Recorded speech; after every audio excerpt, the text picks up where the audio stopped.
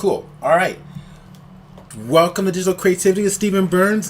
This is the LightWave Roundtable discussion and just tips and tricks and sharing.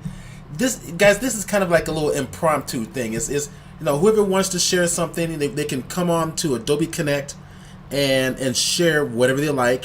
So for those of you who've never done this before, right now you're looking at my screen where it says stop sharing. If I stop sharing and I have somebody else share, for example, let's just do a little test. So Oliver, I'm gonna let you share after me. So I'm gonna say, Oliver, you go ahead and share. I'm gonna stop sharing, and then Oliver is going to share his screen.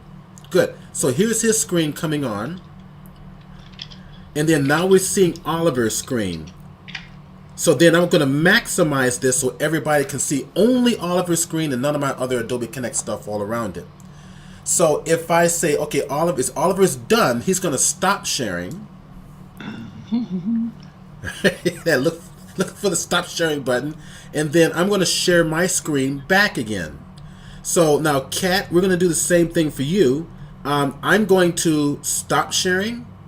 Okay. And then you're going to start sharing your screen. So I'm going to stop sharing. Okay. All right, and then I'm going to go share my screen. Now it's going to ask you to load in Adobe Connect plugin. Do so. Just say yes. Okay, hold on. Did we stump Cat? Not the cat. Okay, well, forgive me. I just missed part of that because I was looking at another window. Where's the actual share screen option? Because I have a full screen option. Oh, you have to be in Adobe Connect. The actual. Oh, there we go. I actually used the button. I didn't realize I was actually looking at my. Right. There you are. So you're coming on. And now it may be asking you to agree to load a plugin. So do that. No, it's asking me for which monitor I want to do. That's right. Well, you got to select the monitor that you want everybody to view. Right. I can't tell by the icons. Well, it'll tell you down. There's a little window, I think, down when you select. Well, what window do you have LightWave on? Well, the thing is I don't have it open right now. This whole thing. Just click any window for now, just for a test. Yeah, click any window now, just for a test. It's my second monitor that it wants. Okay. Or is it my first monitor? No, it's my first monitor. There we go. Sure, bang. All right, there we go. There we go. Now, you see that? That's it. See it perfectly. So now we're seeing Kat sharing his. Then when he gets done sharing. So the idea is that everybody, we're gonna do this like a tips and tricks session. So we want to keep this like the tips and tricks sharing something under no more than 10 minutes or so, 15 at the most, for each person, so everybody gets a chance to share. There you go. Okay, good. So now we're seeing LightWave on Kat's monitor.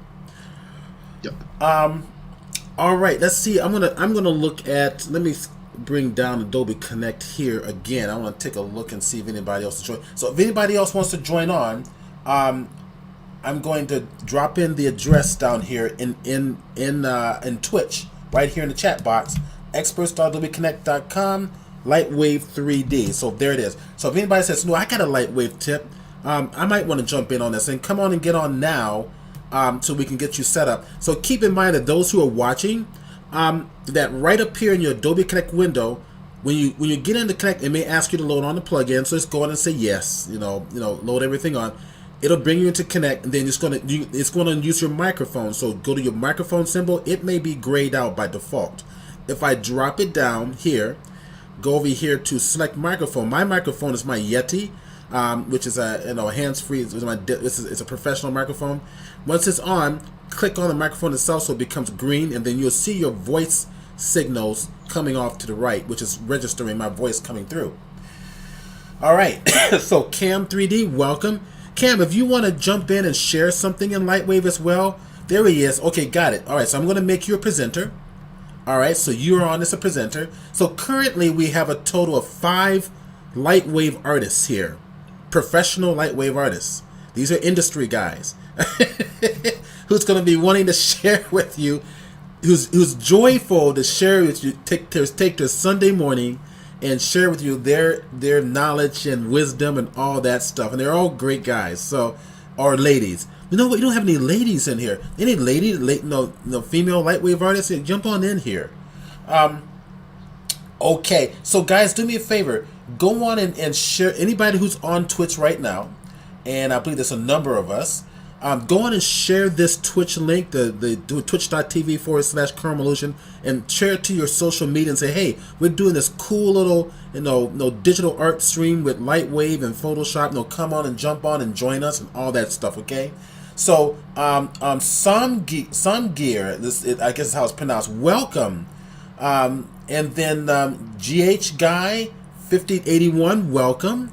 Great to have you here. Let's see who else has jumped in here that I didn't see before. I think I've got everybody. Nightbot is in there too. Okay, very cool. All right, so let's see, Cresthead. I think that's pronounced. Hello, welcome. How's the Polycat?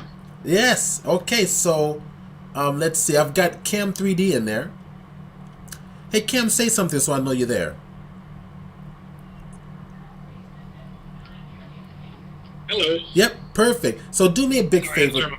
That I can hear you great. Do me a favor and just turn up your microphone volume a little bit, like before. Go to your drop list for your microphone. Adjust microphone volume. Bring it up a little bit, so Adobe Connect brings you in cleanly. So far, everybody's coming through fine. So Cat's kind of like playing around the LightWave while I'm getting everybody set up here. All right, so we got Carm 3D, we got LightWave 3D, that's Kelly Cat Myers. We've got Oliver, who writes some fabulous plugins for LightWave. We got Phantom Shadow, who's you say the director for Phantom Shadow? The Curse of the Phantom Shadow, yeah. Mark is here in Las Vegas with me. Can you hear me? Yes, yes, we do. I'm the director and producer of the film. Excellent. And a LightWave enthusiast. Well, thank you for being here, man. This is great to have you. This is exciting. Fun times. Oh yeah. Okay, so 3 Atomists here. Hi, Crest. Okay, so so again, if anybody wants to share something, jump on. Okay, so Daphne Freeman is here. He's jumping in on Adobe Connect here. I'm gonna give you presenter rights now. Okay. Oh, Carmen's here. What was that? Carmen 3D is here. Yeah, Carmen 3D's here. I am. Yay! It's like the Muppet Show. I really have to. I need to find where's Cow. I have a cool little Folktales hand puppet called Cow. There's a little story behind him. He's awesome. Why do you think Muppets when you think me? Well, just because everybody needs to be a Muppet Show character. Come on. Like everybody's got like there's little South Park icons. I'm like, which Muppet Show character are you? Why are you making this connection? Because I'm a Muppet. I literally, I'm like a walking, talking Jim Henson character. That kind of was probably rejected from a casting call, and I had to make my own way. It's kind of like what happened to the band from the Muppet Show, and they had to put Animal down due to an incident after he bit somebody on stage. It's a sad time. or maybe you need new friends. Insinuation. Why are there so many songs about rainbows? I'm sorry. Oh no, we got music too. This is going to be interesting. Is that from Avenue Q? Yep. You know what? Oh, Virgin Pie should be in here too, along with Deuce. Hopefully Deuce will be joining in here. That'll be great. All right. You know what? I thought now Oliver and I were thinking about kind of kicking things off with the neat little a short little tip and trick in terms of Adobe has championed 3D, and it's championed 3D in a couple ways. So Kelly, if you would stop sharing your screen, please. Yep. And I'll 2 seconds. Yes, yeah. Just go for it. I need Just to find your Adobe Connect. Renegotiate my desktop here. Okay, what's the deal with this? Okay, go to your No. Hold on. Bonk. There we go. Stop sharing. Okay, cool. All right, I'm going to share my screen. So we had this idea. We figured we'd kind of kick things off and then just let it go from there. Let me close out Photoshop for now. I'm not going to need it for right now. Yeah, get rid of that. And let's get rid of that too. Get rid of that. All right. So we figured we'd kick things off with something kind of fun and kind of simple. And what I'm going to do is I'm going to go into Adobe Fuse, because Adobe has championed 3D, Wait, Steve. and we can actually bring in these 3D animated characters into LightWave. So Steve, because I've So hit some- into, at a certain point in time. Let me Oh, do I think my some- bit first. somebody's talking. Somebody had a comment they wanted to make. No, That was very quiet. that was very quiet. Yes. Because that's going to tie into that. All right. Okay. So here we go. Let me go over here back to Fuse. So I've been impressed with Fuse. Now remember, in the past, a lot of people have been using Poser to make 3D characters. But the problem with Poser is that for some reason they have not really been upgrading their algorithm to include a whole series of motion capture. And then if you do apply motion capture to Poser models, they don't look real. The body doesn't morph right. It's not this fluid motion that makes it like a boxer's boxing. It doesn't look real with a Poser character. But Adobe has introduced Fuse, which looks real. It's pretty darn good. So all right, here we go. So we're inside the Fuse, the Adobe Fuse interface. I'm going to start building a character. So you don't build anything from scratch. Everything's pre-done for you, just like you do in Poser, or DAZ. DAZ is the same concept. And I know that a lot of artists. I know that Kelly Cat Myers likes DAZ quite a bit as well. So I'm going to use the male scan number 2. All right, we're going to double click, and we're going to get the head of our male character. Immediately it jumps into the I want to get the body. I want to go. That's fun. so we're going to hit the male scan and go ahead and put the body for that one on. Let's go to the male scan for the leg number 2 for the legs. Put the legs on. And after we put the legs on, I think we did that. There we go. Now we have our full character. I can click outside and move this around, view my character. And what we're going to do is I'm going to clothe them next. But what we're going to do is we're going to animate this character utilizing an online program called Mixable. So there's my character. Okay, I want some clothes on him, right? So let's see. Let's just click the torso and bring that on up. Let's go over to the side here. Legs, head. Alright, let's go to my clothing room. So I've got my assemble, my customize. I can go in here and make the pecs bigger, the arms thicker. I mean, just like you can in Poser. And of course your sliders are here. I'm not going to do that now. I just want to do a kind of like a tips and tricks here. So I'm going to go to my clothing room here. And here's my clothing. So let's go ahead and put a shirt on this guy. After we're done with the tops, let's go to the bottoms, and let's go something like this. Let's go to the knee pads for the bottoms. Let's go to the shoes. Let's go give him some military style shoes, something probably like that. Tactical boots. Yeah, the boots. Let's go. I'm not going to worry about hair. I kind of like it. I'm going to keep it where it is. I'm going to go to the hats. And let's see, how about if we get something cool looking? Let's see what we've got down here. Give him an operator's helmet. Like an operator's helmet? Yeah, right there. Ops Core Premier or Ops Core Helmet 8. Ops Core Helmet 8, got it. That was the first one I was gonna do. Then I saw this one down here. Eyewear. Let's give him some cool eyewear. How about this one right here? Goggles number 8. That's fun. All right, there's our character. So. Yeah, So here's the fun part. We're gonna go take it into like this online system that has, let me put it this way, a shitload of animation or animation. So we're gonna animate this character. Okay. So he has a whole. What was that? I can't see him. You can't see him? Always camouflage. Never mind. Oh, great. Oh, man. This is what I have to deal with, huh? Okay.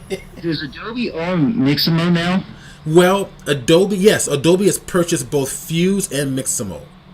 Oh, so they're going to work well together. That's They should be right. seamless. So we've got our character, and I could save him out as an OBJ as he is, right? I'm not going to do that. I'm going to go send the Mixable, right? Hit there. Let's call this one. What should we call this guy? Help me out, guys. You're supposed to be interacting here. Combat waiver. Combat, okay. Combat waiver? Combat guy. Let's confuse everybody. Let's see. Save it.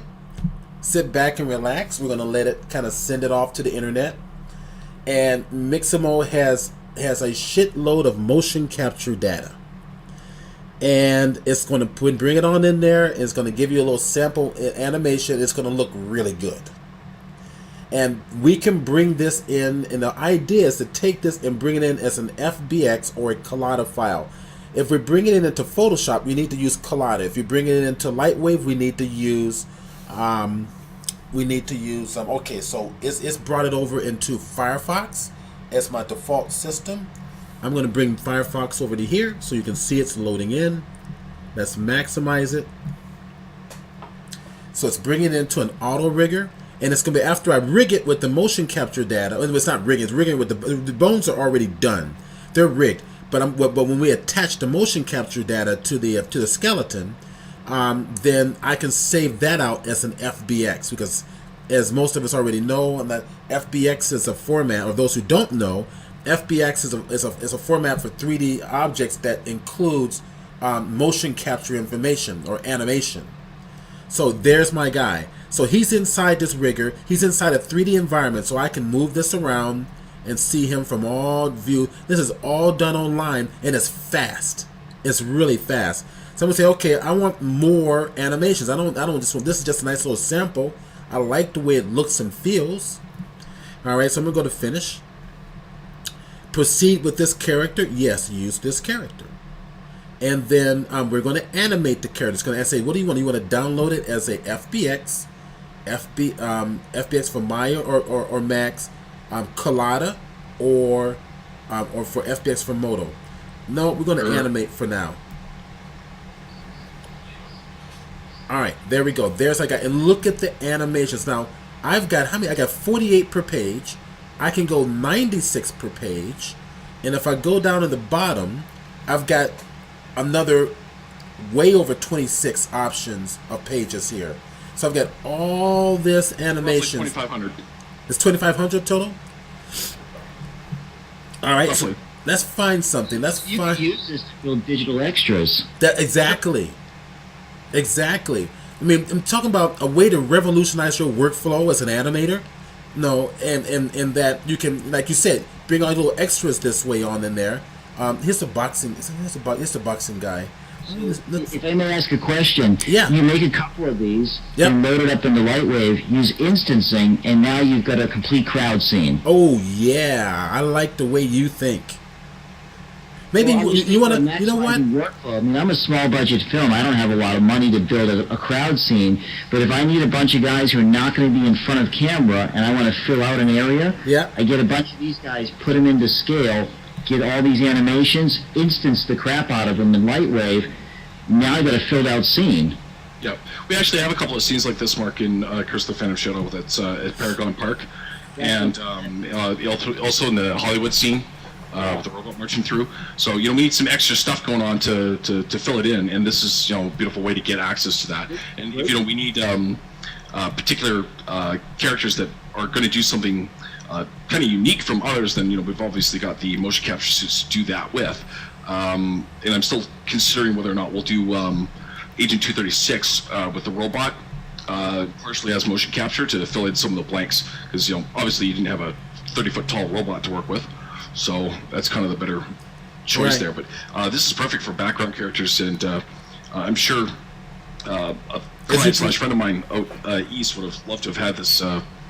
Yeah, as you can in their see, view last fall, because they needed exactly this. Yeah, as you can see, it's just fast. I can click on and it immediately applies it very quickly, and I can move around. I mean, navigating around your object while the motion capture is being applied is just really quick. It's I can zoom in close, get in close to him, and then See more details. I mean, this is wonderful. It's wonderful. So let me ask you this, Stefan. What's the cost of this? Is this part of the Creative Cloud subscription It's part, fee? Or well, is it right something now. you Right now, can it's do free. It's part of the Just Creative Cloud one suite. character. It's part of the Creative Cloud. It's free, and this right now it's all in beta.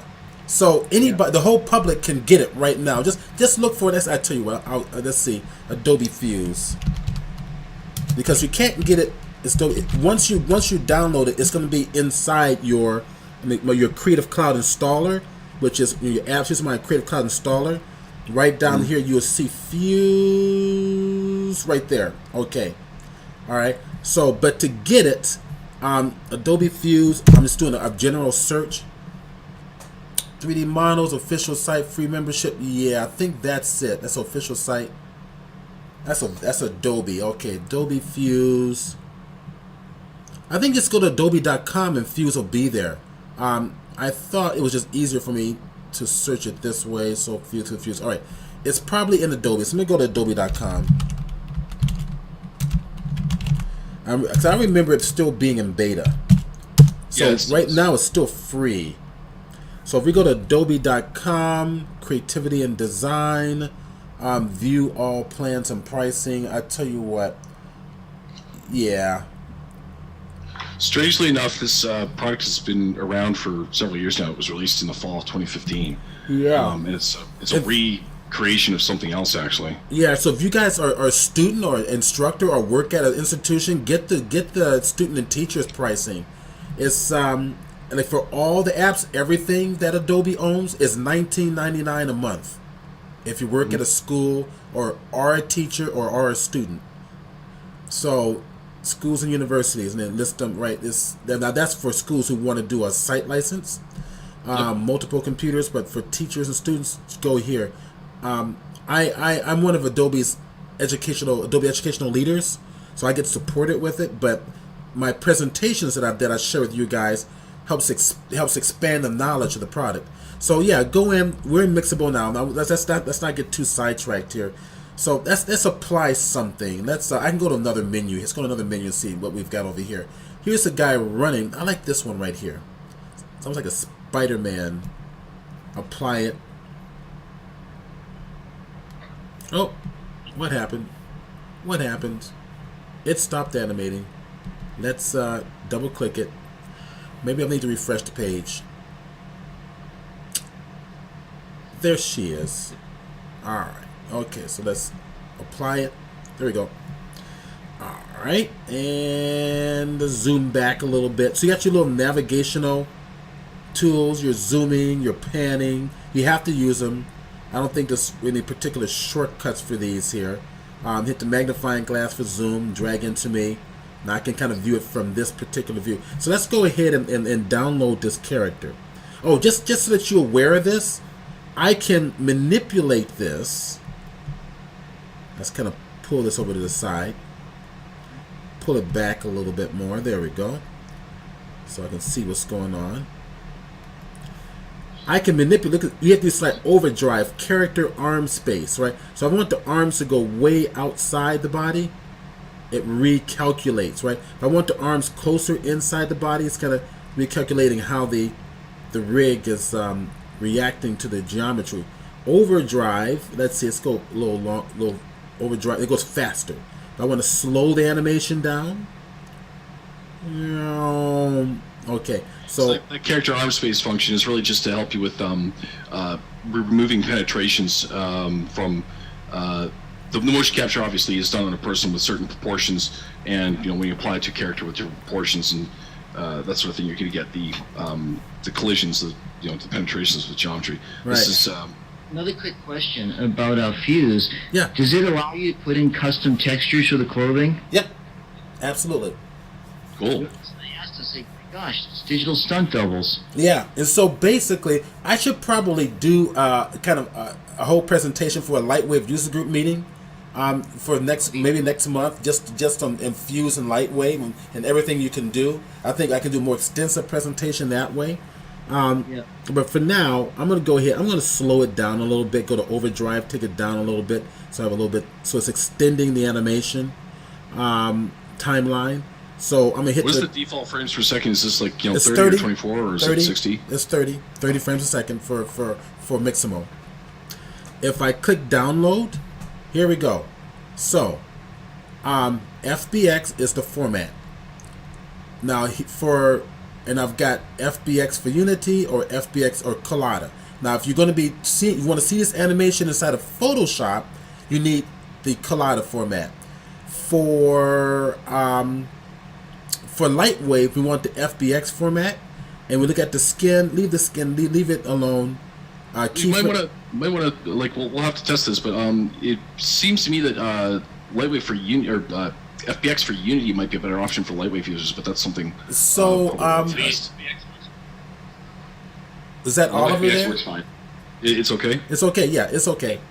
So here's your frames. Scaling, because I know that scale for LightWave and Unity are exactly the same. All right. So here's your frames per second. You can change it, Kat. Remember you're talking about what frame? 24, 60, 30. Okay. It gives you that option. Sweet. Yeah, that's real sweet. Least amount of keyframes is best. yeah, exactly. Let's see. We got more people that just came in. David P. Clark, welcome to Digital Creativity with Chromillusion. Stephen Burns, aka Chromillusion. We're doing a great little LightWave roundtable or LightWave integration roundtable discussion here with a variety of different artists. And then we've got Essence. Welcome to Digital Creativity with Stephen Burns. John Marchant is here. Hey man, how you doing? Welcome. Hi John. Hey John. And then Lupus Lux. Welcome.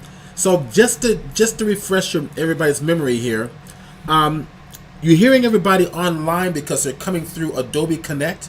If you guys out there, LightWave artists out there, want to share something, come on board to Adobe Connect, and we can see your screen and hear you talk, and we'll share your technique. So I'm going to actually put the link to join in right down here in the chat box now. Okay, there you go. All right. So if you want to join on, click that link, and I'll bring you on as a presenter so that you have microphone rights and all that stuff. All right, so let's go back into here, download it, and I'm going to save the file. Keyframe reduction options there. Oh yeah. Yeah, but you want to do that. Just keep it intact. Keep it simple. The main thing is because if you have foot contacts and it gets the wrong, if we do the wrong area, then you have sliding. All right. Well, that can be dealt with afterwards anyway. So. All right. But yeah, just give her. All right, so click OK. All right, so I'm going to tell it to save somewhere. Desktop FPS export. That's the flying knee punch combo, and I'm gonna save it. Now, what I'm going to do is I'm going to put this into the Adobe Connect files box. So right down here in the bottom left, near the bottom left, you have a files too. I'm going to put that in that box for you guys to play with. So I'm going to place it in here. And then what Oliver is going to do is he's going to take that file and show you what happens in LightWave. Let me make sure it's completely downloaded. I think it is. We got it through here. So it's my downloads option. I'm pretty confident it's downloaded. Let me come over here. I have a pretty quick connection.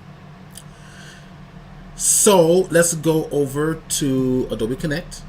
I'm going to come right down here and I'm going to go upload the file. So upload the file, go to browse my system, go to my desktop, and we've got FBX export. Click it. Flying knee punch combo is there, 12 megabytes. Double click it, or just click it, click open, and it's uploading now. It's about almost 50% done. And everybody in the Adobe Connect window on this Adobe Connect connection will have access to this file. There you go, converting. There it is. There's your FBX. So you just click on the file and download the file if anybody want to play with that now. All right. So what I'm going to do is I'm gonna stop here, and we'll do like a whole presentation and a meeting and another meeting later. Just on everything you can do in Fuse, and then bring it into LightWave or Photoshop. In fact, I think what we'll do is I'll do a presentation on both Photoshop and LightWave and how you can bring in animations to play on their timelines. So Oliver, I'm gonna stop sharing, and then I'm gonna let you take it away here. Okay, hold on. Yeah, so Cresthead, yeah, Mixable is a lot of fun. I agree with you. And Cyber, there's a bunch of questions here that I wanna answer. Let me go ahead and maximize this so everybody can just see Oliver's screen. There we go. Yeah, let's go to those questions first, because Yeah, they definitely want to get the questions. So here's the deal. When you guys are presenting, and this is a mistake I just made, and sorry for everybody online, I got a little carried away. I'm normally pretty good about this. Look at your questions in your Twitch chat box and interact with everybody here. So let's see. So far, I'm going down through. You can rent for a month. Okay, this is just common chatter. And I don't look like we really have any questions. Can you download any and all FBX for free? Yes, you can. So Threative had asked, can you download any and all FBXs for free? That I'm assuming you mean through Fuse or through Mixable. Yes, that's all free. And if you find an FBX file from another company that's free, I assume it will work, but I'm not sure. You have to experiment with that one. So Elamod is asking, is Mixable web based? Yes, it is. It's all web based. So there's no third party program you need to install on your system. Okay, so John Merchant has a comment. Hi all, Fuse. Yeah, I have it and have not touched it. This is very interesting. Excellent. I'm glad this is going to be helpful for you, John. Let's see. Anybody else I kind of missed here? It looks like most of it's just common chatter. Chris had made a comment about pipeline production. You use apps to get results in LightWave. That's exactly correct. Or any 3D program for that matter. So, all right. So it looks like, okay. I see. You really need to do more. What's CA? To do more CA to get into Fuse and Mixable? I'm assuming character animation. What was that? Character animation. I got character animation. Oh yeah, we all do. Character animation is a whole art. There's a whole art in itself. It's a specialized art form. So all right. So Oliver, take it away and share. But I think everybody's going to find this interesting. Yeah, I mean it's basically a couple people on recent streams have asked if we could walk them through like how to do a shot and something like that. So I actually, this is kind of the finished result that I've been playing a couple times over, and all I really did was I went with my cell phone and I shot a simple plate, which is just something like that, and it comes around as an MPEG-4. And so the first step kind of that I always look at when I get a shot, because it might come in all kinds of different formats, is I don't work with movie files. I basically convert them into frame sequences. And there's a variety of ways on how you can do that, but one of the ways I'm going to show is a nice free way using FFmpeg. It's a command line utility. There are some GUI things for it, but it's really easy to use in command line as well, because all you really have to do is FFmpeg. You specify the input file, which would be this, and then you put a little command that basically says that's the highest compression JPEG, and we're going to save that in. Let's see, we're going to save that in. Actually, we just step and go to my desktop. And so we're going to make a folder here.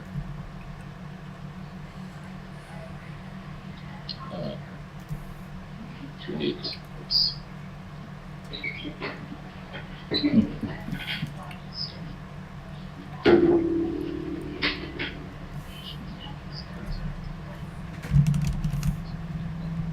So now FFmpeg, and then the -I is for the input file. We'll drag that in there. Then we do the highest compression, and that's just something that It's something that you can look up on Google, but once you know, that's really all you ever need to remember.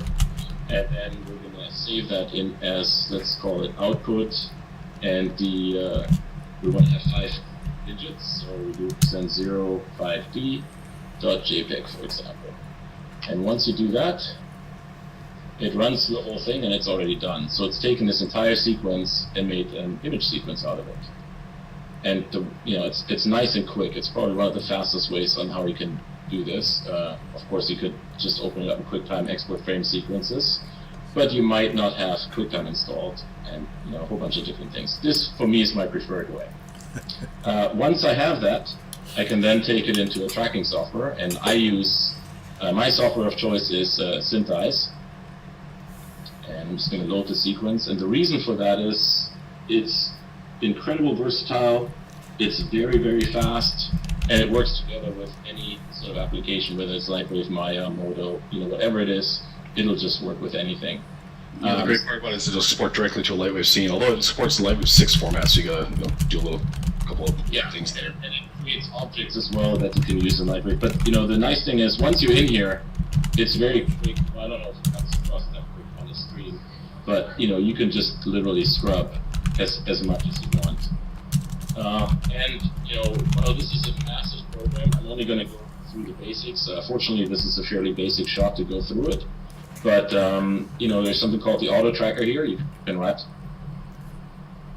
and it's basically already done that. So it's at this point in time, it hasn't solved for a camera. It's just found features for you.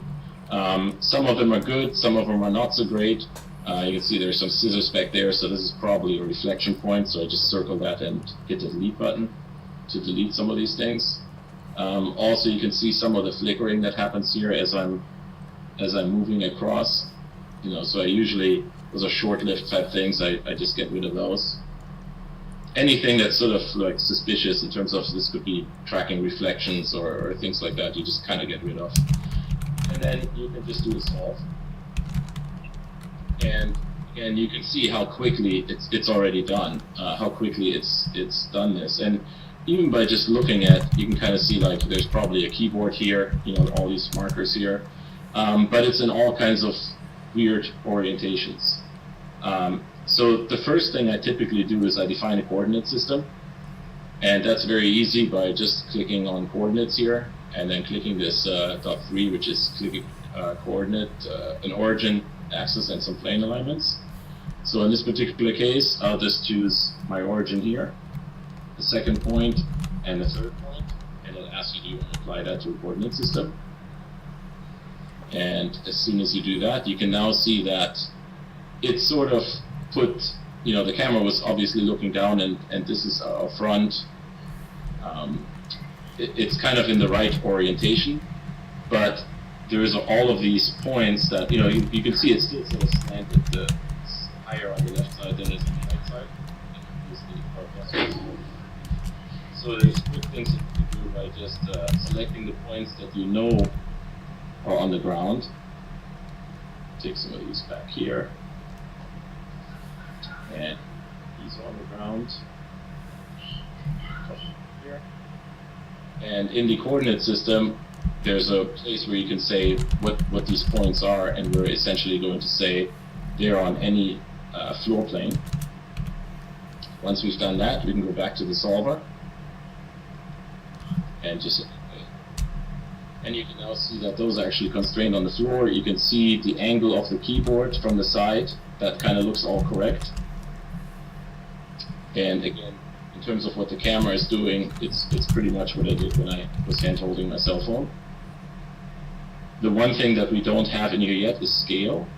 So fortunately the keyboard is something that you can easily measure, and if I just select this marker or this tracker, and I alt-click onto this tracker, you can now see that there's a line here, so that's a distance constraint.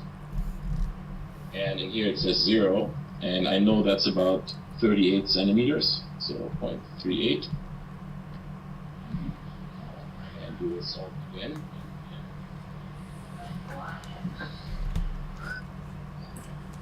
So now we actually have, you can see everything is much smaller, so you can do zoom to fill. Oops. You see here, you can just hit the mouse button to zoom in, the mouse button to zoom. And so now this is actually in the pretty much correct scale. The orientation is kind of wacky. We'd like to have the keyboard kind of aligned to this way. So the way we can do this, we can go to the 3D world space or the 3D space here, and click the rotate. Make sure we're on whole so that you're selecting everything. Otherwise, if you're not on whole, it will only change what you have selected. So we click whole here, and let's just sort of rearrange it. Move it out a little bit. It's kind of away from the center, so we want to move it back to the center. Back here. And that's fairly good for now. Now, one thing that you can do, you can select these markers, and this is extremely handy.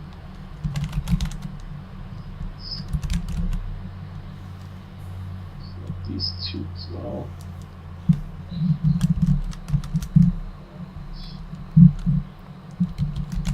Just do one here.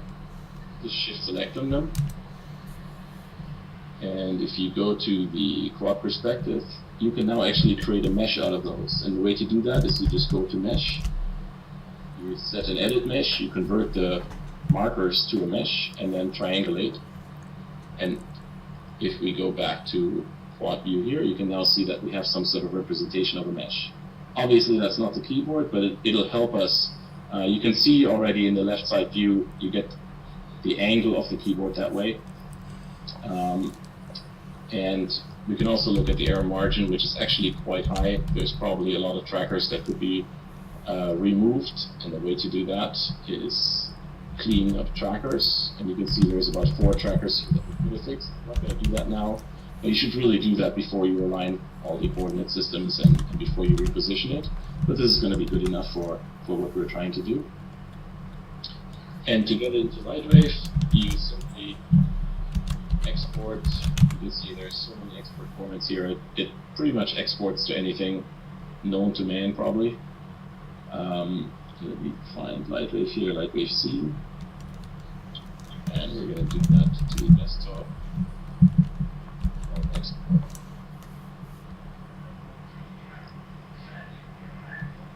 Well, I just noticed they had a LightWave old and a LightWave. Is that because Andrew's updated for 2018, or what's the score there? I don't believe it's 2018 ready yet. Okay. I don't quite remember what the differences are, but I typically just use the default. It's probably pre-6 then. It's probably the old one is 6, and yeah, everything else is pre-2018. Right. Okay. So once you have that exported, the other thing before we go into LightWave, one of the things that I did when I shot this, and I typically do this no matter what you end up doing, is I have a Ricoh 360 camera, which is this. It's a little small camera. It's very inexpensive. That shoots 360 images, and I kind of, let me see where the brackets are here.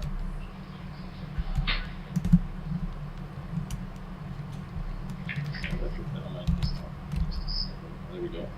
So I shot a couple of these, and the nice thing is, you can do it remotely, so you're not moving the camera as you're doing it, so the images all line up perfectly. A couple different exposures. You're also not in the shot. What was that, Kat? And you're also not in the shot, like you can zap it from the other side of the... On the shot, yeah, that's the other thing. I mean, you could do this the old-fashioned way, is where we used a mirror ball to do this and a very long lens, but this is so easy, and for me being on set a lot, the thing that is requested the most is get away from the set as quickly as possible. So they're more than happy to let you on the set to take images, but they want you to be out of it as quickly as possible, and this is one way of doing it. You can also, with the camera, shoot video, which is great reference, because again, you know what went on every day, every scenario throughout the shot. But this is one good way, and if people haven't merged these together into HDR, I can show how to do that in Photoshop, where you just go to Automate, Merge to HDR, This is great that you're showing this, because a lot of people don't understand that a simple JPEG is not an HDR. Yeah, you really don't want to use the JPEGs as is. You do want to combine all these different exposures to an HDR image. Yep. And it's really, the steps are so simple that there's no excuse not doing it. Just select all, you hit OK. Photoshop does its thing. And actually loads all these different HDRs, or all these different JPEGs.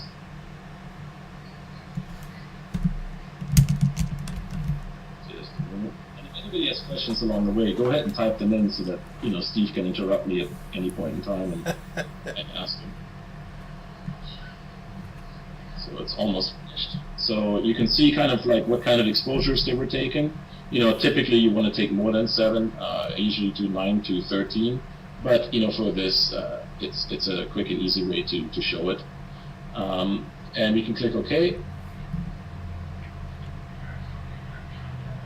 And once you have that, you have your HDR that's basically assembled, and you can save that out. So we can save that out as an HDR. Just to interrupt, just the reason why people want to do this is that LightWave is a 96-bit render engine for color. And then, of course, the 32 bits for alpha channel. But the reason for this is that it will expose properly for the radiosity or even just a background image with the environment light in 2018. And you're not fighting the actual latitude limits in just a straight JPEG, which is only an 8-bit image, so it's only 8-bit per pixel for color. So you're actually getting the full latitude of effectively what emulates film here in order to expose things properly in those uses. Yeah, you want the full range of whatever was available likewise in your scene. Correct. So just real quick, if people don't have Photoshop, and a lot of people have been using Affinity, I'll show it real quick how to do it in Affinity, because it's just as easy. Where you go new HDR image, you take those brackets, and you don't want to tone map the image. That's if you want to do, or if you're doing photography and you want an equal distribution of light. So don't do tone map image. And it does essentially the same thing as Photoshop. I think it actually does it a little bit faster. And again, it's just for people that don't have access to Photoshop but have invested into Infinity Photo. How much is your Ricoh camera? The Ricoh camera, to be honest, I don't quite remember. I think it used to be around $300. I don't know if it's still that. I also know that they have a newer camera. But the Ricoh is just one of them. There's so many. The biggest thing is it's one click of a button. Yeah. So it's point and shoot. There's no screwing around with it. An 80-degree lens, you can turn the camera around, shoot the other direction. So there's many ways to do it, but I have to. Well, plus also the Ricoh camera is less expensive than the 180-degree lens. So there's just many benefits for that. But now here is the same thing, and let's go that. So Cold Black has said made a comment about who's talking. So this is Oliver Holtz. Yeah. I think 3Adif just answered that too. So again, I can save out the HDR. It's the same thing as Photoshop. And once we have that, we're actually finally ready to go to LightWave. And I can load the scene that was initially exported.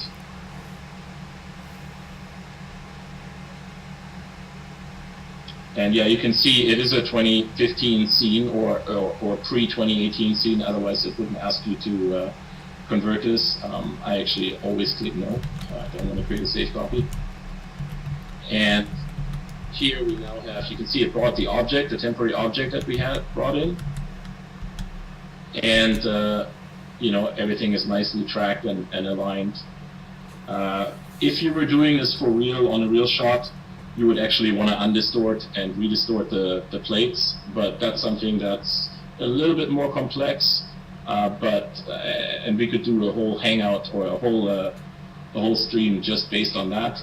That's an entire process in its own. Yeah, it's an entire process, and to be honest, for this particular shot, it's really not needed.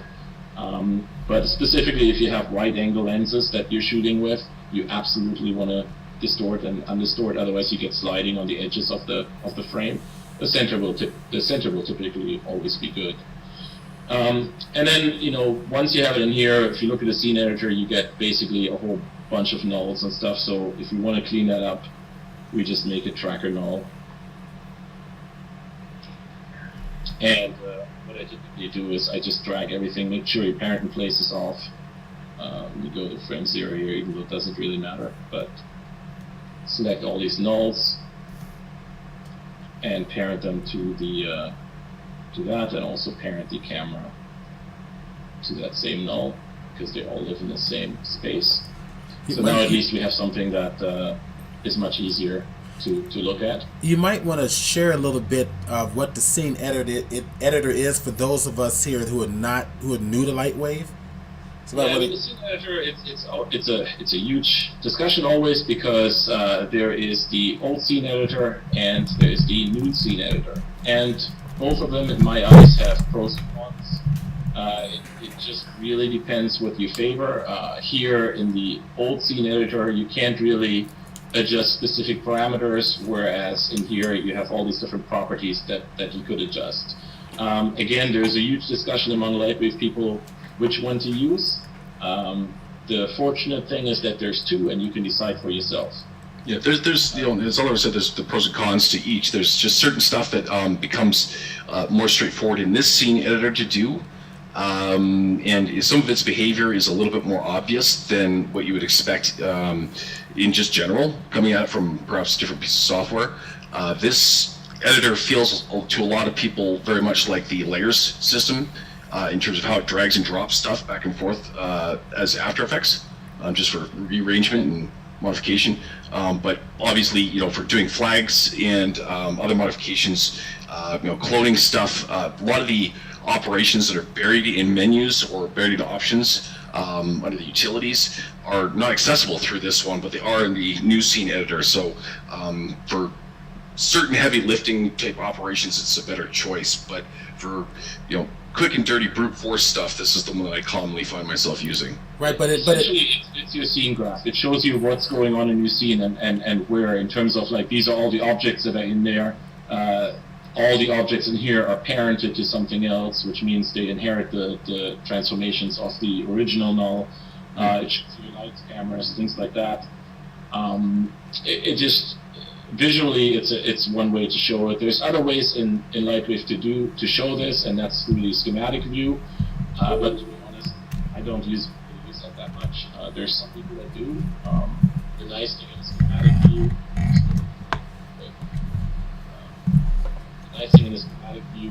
is that you can rearrange the nodes, and so if you had a character, you could rearrange the nodes almost like a character sheet, so you kind of know which one to click on. But I find it more cumbersome than what it's worth, and I really don't use it that much. And that is very specific to character animators. Most of the character animators that I've worked with over the years have that schematic mode open somewhere in, you know, probably quad or dual view, and they'll have it up just because it's easy for them to identify what's what, no matter which way their perspective or their camera is facing. So it makes sense from that standpoint, but for many people just new to LightWave, if they're looking at things, it's kind of just easier to see things visually the way that they expect them to be in the real world, rather than go and look at a character tree like that. It doesn't make sense looking at some stuff like for, you know, a vehicle or a building or something like that. So what the scene editor basically is a spreadsheet of everything that's in your scene. Yeah. And Oliver used the term scene graph. That's a thing from Maya, although that exists, I think, in other programs as well. They're just different names for the same thing. Yeah. So, you know, right now we have to go back to the scene, you know, the background plate is already in here, and you can see as I scrub through it, everything matches, and that's just literally by the loading of the scene that Synthai has created. And so if we want to bring in our HDR, we can do that now. Actually, one thing we want to make sure that we are in linear color sRGB color space here, and we can bring in the HDR by something called texture environment. We can, and we know it's going to be on the y-axis, and we're going to bring in the image.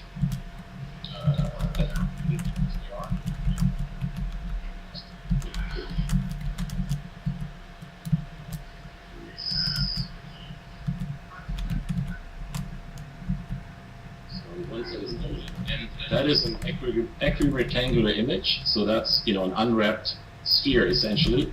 We also know that equirectangular is not that bad, but you get used to it.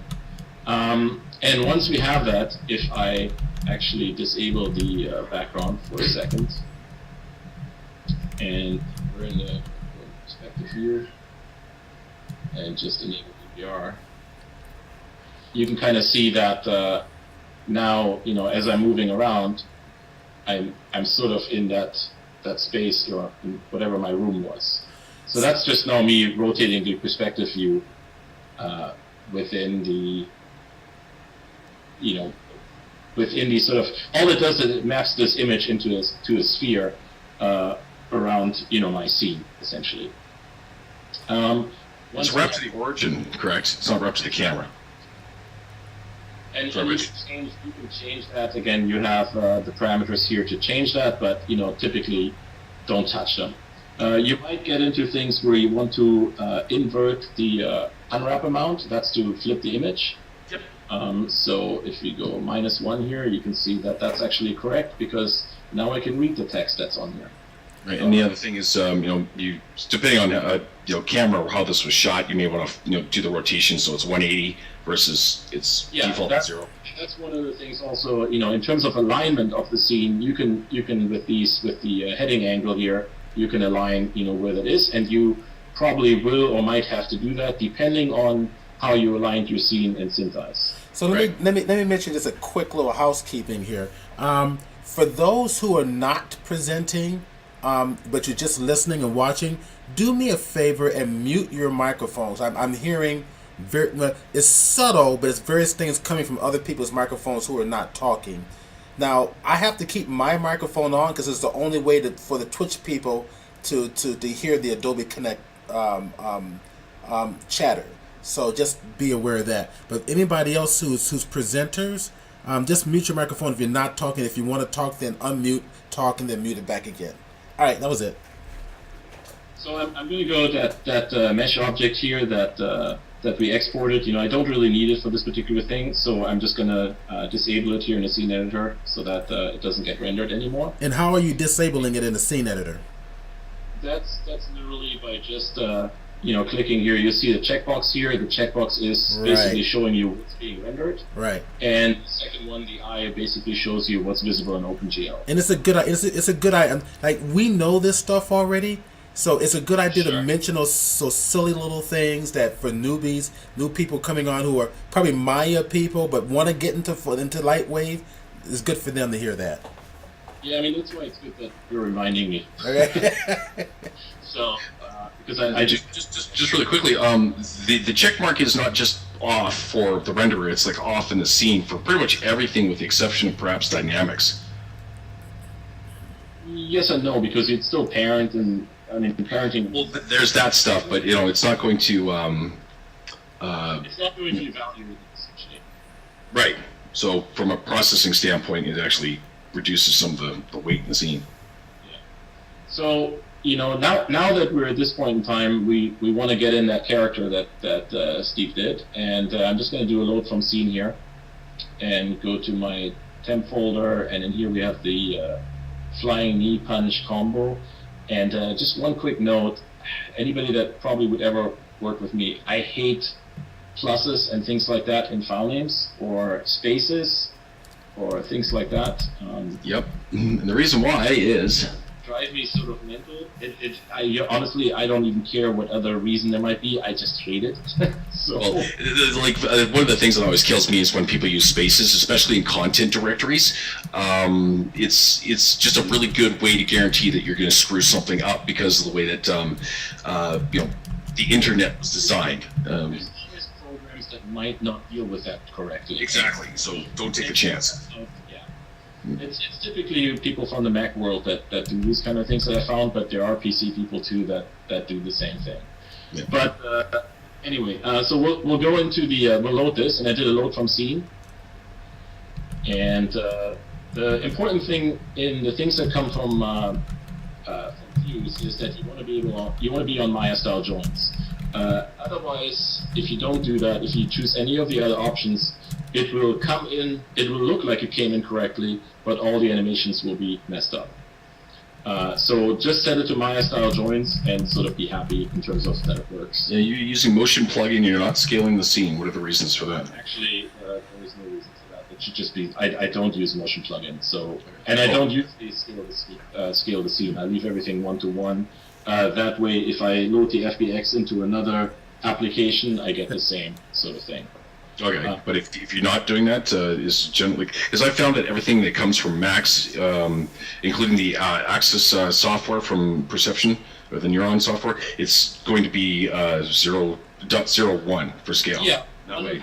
One of the things, once you use all these different applications and you figure sort of out what the scaling is, typically it's meters to centimeters or, you know, that kind of thing, then of course you can scale it.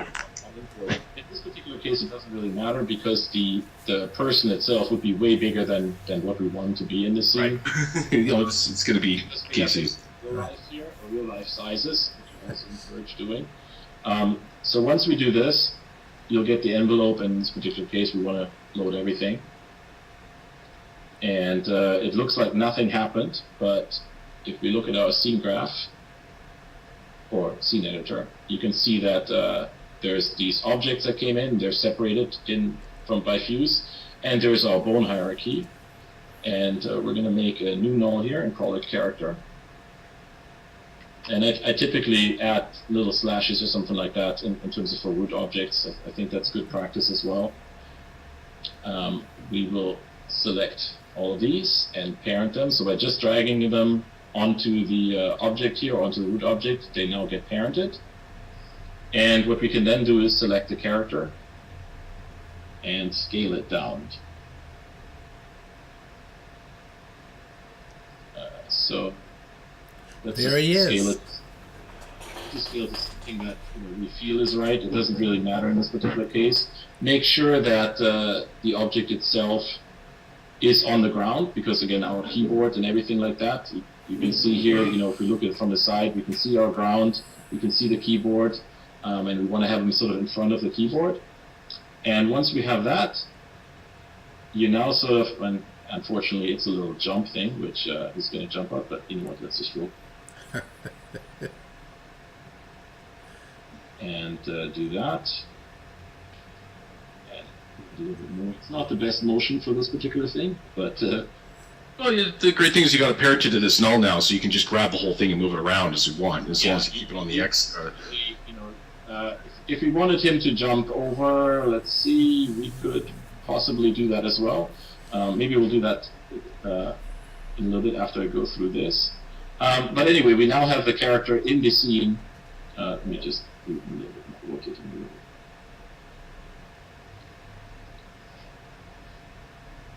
And unfortunately the animation stops here, but you can see he tracks nicely through this.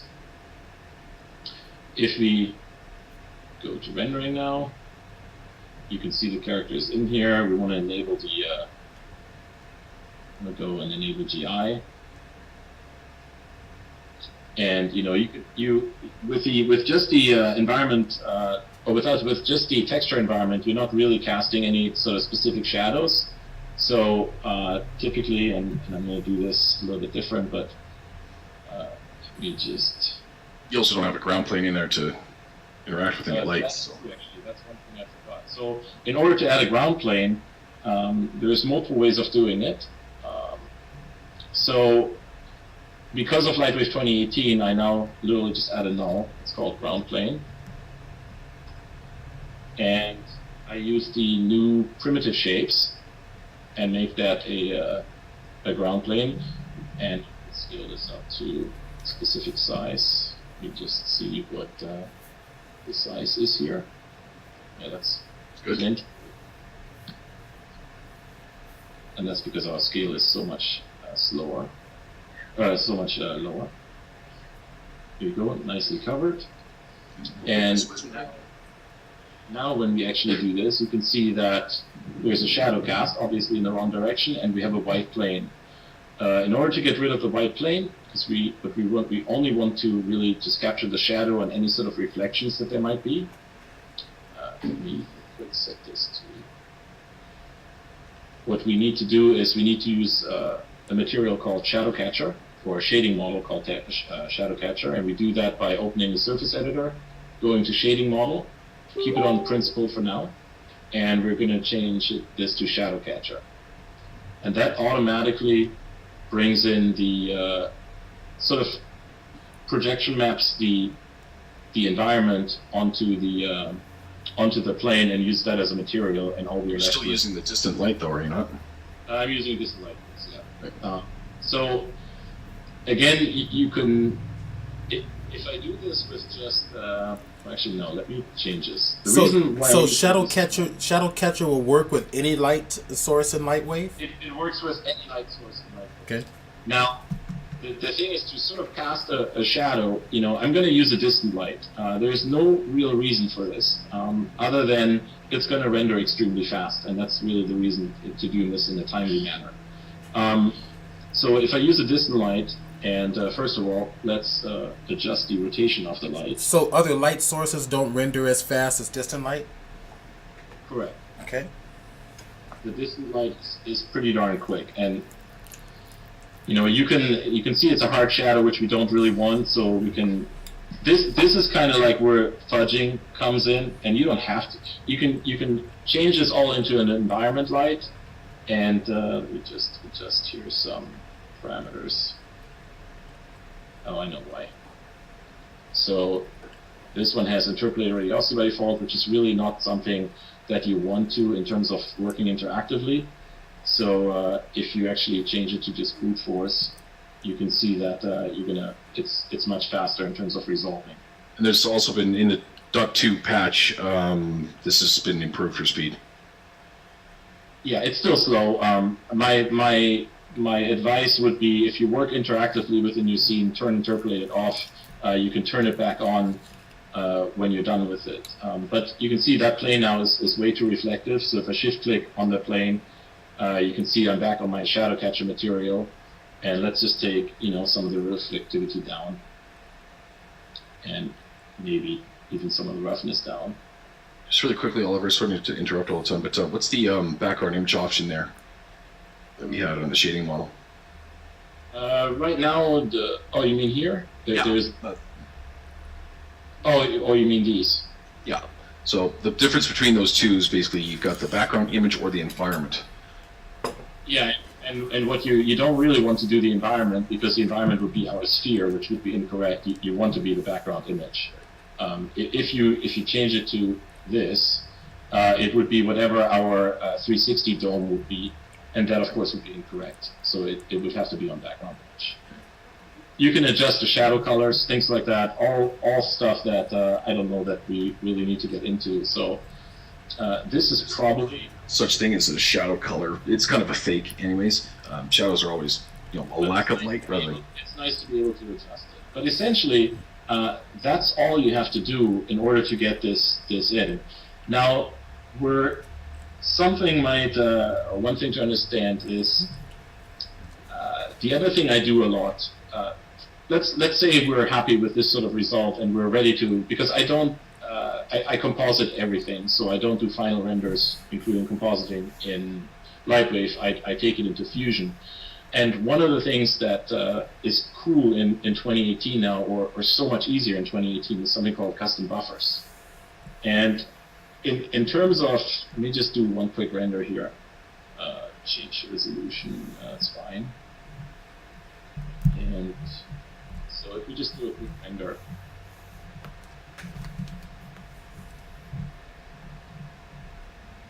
And this is actually interesting, because the reason why this takes so long right now, and you can see these tiles working pretty much where you think like, well, that's just the background image, why is it even doing something there? And that's because the ground plane covers everything. So if you adjust the ground plane, which, let me just do that real quick. Now, if I can interrupt just for a second, please. Sorry about this, guys. So ADP and Kevin Fanning, I see you in here for participants, so I'm going to make you a presenter.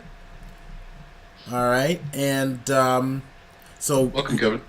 Well, and so basically, make sure your microphone, select your microphone here, and then click the microphone to turn it green, but keep it off. So if you want to turn off your microphone, you simply click it once, you get the little red check mark through it, like I'm going to do now. All right, or not the red check mark, but a green check mark. So leave it muted so that your background noise doesn't come through the speakers. And I apologize for everybody on Twitch. I was typing. I guess I'm going to have to buy another keyboard. Or actually, I'm going to set up another computer back away from the microphone back here, where I can do my Twitter, notifications and Facebook notifications without it being so close to the microphone. So okay, so you're on. Mute your microphones, and then let's see. And then what we'll do is after Oliver's done, we'll kind of actually put it here in the chat box something you might like to share. So put in just type a little chat in there saying, hey, I got a cool technique for this or that, and then what I'll do, and Carm is typing in now, and then what I'll do, so we'll come around and get you guys to share as well. So I'm cooking up a Cyflex tutorial. Okay, cool. So Carm, I'm going to bring you on next after Oliver, so get prepared. And anybody else who wants to share something, go ahead and type in what you want to share, and then we'll come and get you guys as well. All right, so I'll go ahead and maximize this again. And take it away, Oliver. Okay, so back to the image render, you can see the previous render I did was 17 seconds, and the new render I did is 8.5 seconds. So that's literally splitting it in half, and that's only because now the ground plane is only covering this specific section. So just keep that in mind when you do your scenes. Optimizations are always good. I mean, they save a ton of time. But to show this now, what the result of this is, if you look at the alpha channel, all you're really getting is the shadow itself and the person, in one pass. So when you actually composite it, that's really all that's being composited, and that's what the shadow catcher does for you automatically. Now, the one thing that working with compositors and compositing myself and working in productions is always where people, or usually artists, send an image or send images, sequences to the compositor, and then the compositor at some point in time will come back to them and saying, can we please have a matte for this and a matte for that, and all these kind of things. And then you have to go in and sort of do your entire do a render again just for those mattes. So one of the things I have in my toolkit here is, if I actually select, if I go to the scene editor, bring that back to the foreground, if I select all these objects, I can actually, there's something called, what I called object group. And if you do this, I'm just going to say create a character group.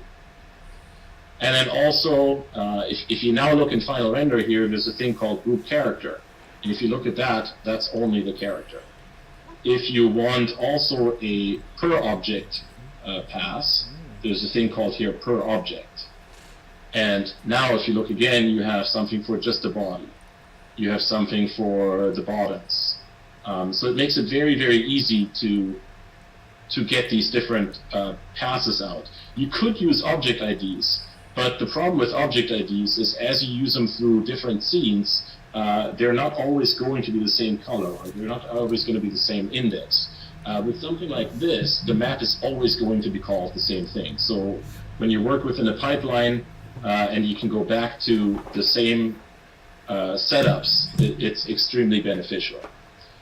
Just a quick question here, and also probably a tip.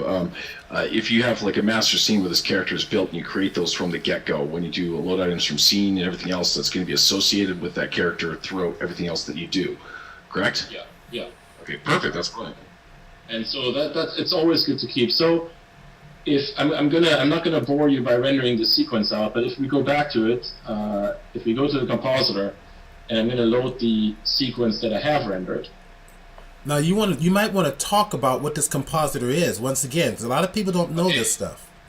So I've used Fusion since its inception. So it's essentially very similar to Nuke. It's different to After Effects because it's primarily node based, but all in all, they essentially do the same thing. I find After Effects probably better for motion graphics, but if you're doing effects and things like that, and you're used to nodes, I think Fusion is a great choice. Fusion is also free. This particular, I'm running the studio version, which is I think $2.99, but they have a free version, which the only limitation I think is it only does 4K, and it doesn't allow you to use plugins. It still allows you to use scripts and stuff. But no Yeah, it's 4K, no network rendering, no stereo tools, and the no plugins is tracking limited. tools. Yeah, the tracking tool is part of the $300 value package. Yeah. So the thing that I showed in the beginning with Synthize, there's other ways to track, and Blender I think can do it for free. Fusion and After Effects both can track, and then you have to export it. But I typically I've used Synthize for so long, and it's such a great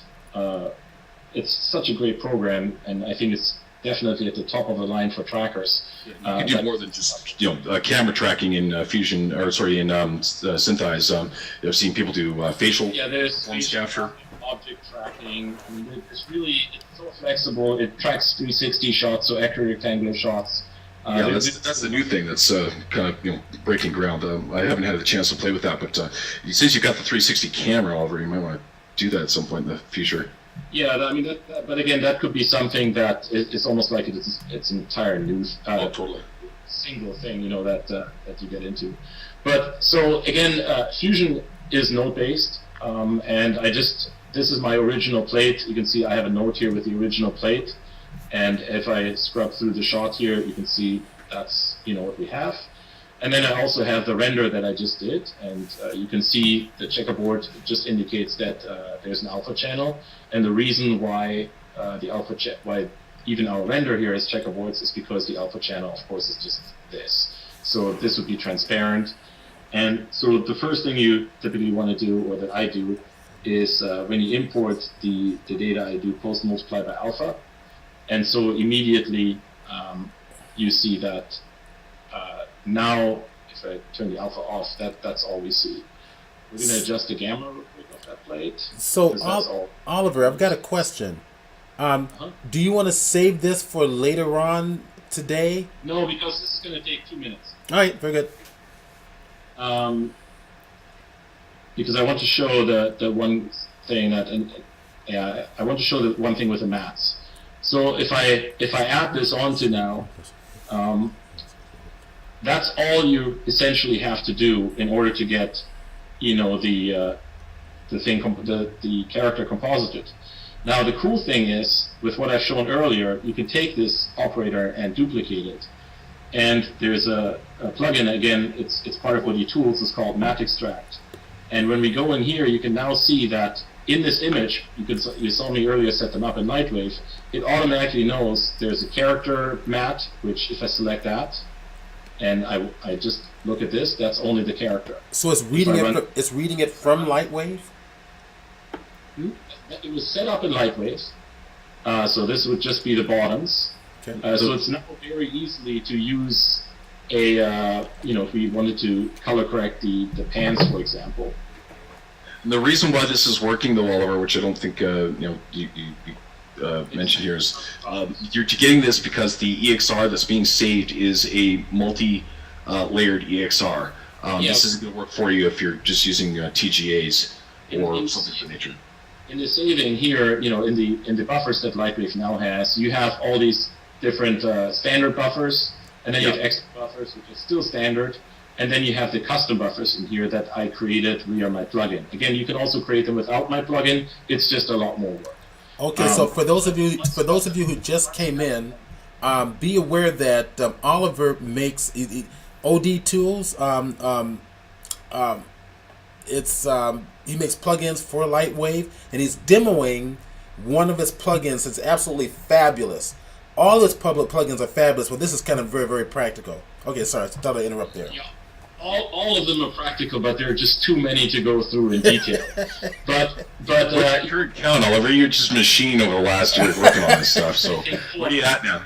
Jeez, man. Let me just finish this because we're almost done. So again, what you were saying, Kat, in order to set this up, you just select them all here, and then when you go to output, I typically don't use any of these sort of thing. I always use multi-layer.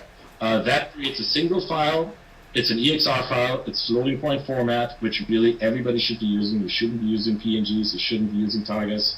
Just use EXRs. It gives you the most flexibility. And once you do that, file management, that's the whole reason why I use it. And once once you do that, all you really have in the compositing package, and this doesn't matter whether it's After Effects, whether it's Photoshop, whether it's Fusion, whether it's Nuke, it's the same in everything. You have in the format itself, you can look at the different channels here, and there's all these different channels in there. All my script essentially does here is just gives you a quick way of humanly reading them, because it's all about speed in terms of what you want to do. If you want the shoes to change, we'll do that, and now the shoes will become red. It's getting access to it and then being able to manipulate it fast. That's because you got an idea in your head, and your creativity doesn't want to go out the window with you trying to figure out where's this stuff. Getting access to this through this is great, because right now, if you just are working with EXRs conventionally without something like this, you can very easily find yourself swimming in a list of a couple dozen, if not more, buffers for you to work with, and trying to select them. Sometimes with the mouses gets finicky. Oliver, are you a tablet guy? No. Oh, okay. Well, so then you don't have to go through the nightmare of trying to select some of this stuff with a tablet. And the higher the resolution the screens go, it gets a little bit funky. Now. Yeah. I mean, what this kind of workflow is, and specifically about the reason why I created some of these buffer maps that creates all these custom outputs is simply because as a 3D artist, you don't want to waste time creating new maps all the time for somebody that might eventually want them. Or even if you're working on yourself, you might start compositing a shot and realize, man, if I just had a map for that, it'd be so much easier. Then you have to go back and set it all up. So I typically, I do a per surface pass, I do a per object pass, I do group passes. Like if you have different materials, like and you want all materials that have gold in it, you can make a group pass for just that gold surface. We also have light groups now too. And you have light groups and things like that. But the other cool thing is about saving them as multi-layer. These buffers, essentially maps, they're just black and white. They're extremely small. They don't add a lot to your file size. Well, they're mostly grayscale for anything that's like an alpha channel would be grayscale. But still, there's no reason for you not to do this and not to use that workflow. It just speeds up everything so much more than you could imagine. I can't really think of a reason why you wouldn't. And I'm going to finish this with just one quick other tip that is new to 2018. If you were using EXR Trader before 2018, you had it all along, but it's new to 2018. And that's a lot of times people are being asked, how do I set up a 3D camera? And you can export FBXs and import them into Fusion. You can do the AE link in After Effects. But one of the things about Fusion that's extremely cool is there's a script that I've written, or a sort of macro that I've written. It's called Camera for Metadata. And so one of the cool things about EXR contains by default a lot of different metadata, and that's camera transforms, field of view, all these kind of things. And you can see if I take this operator here, it asks me for a loader's name.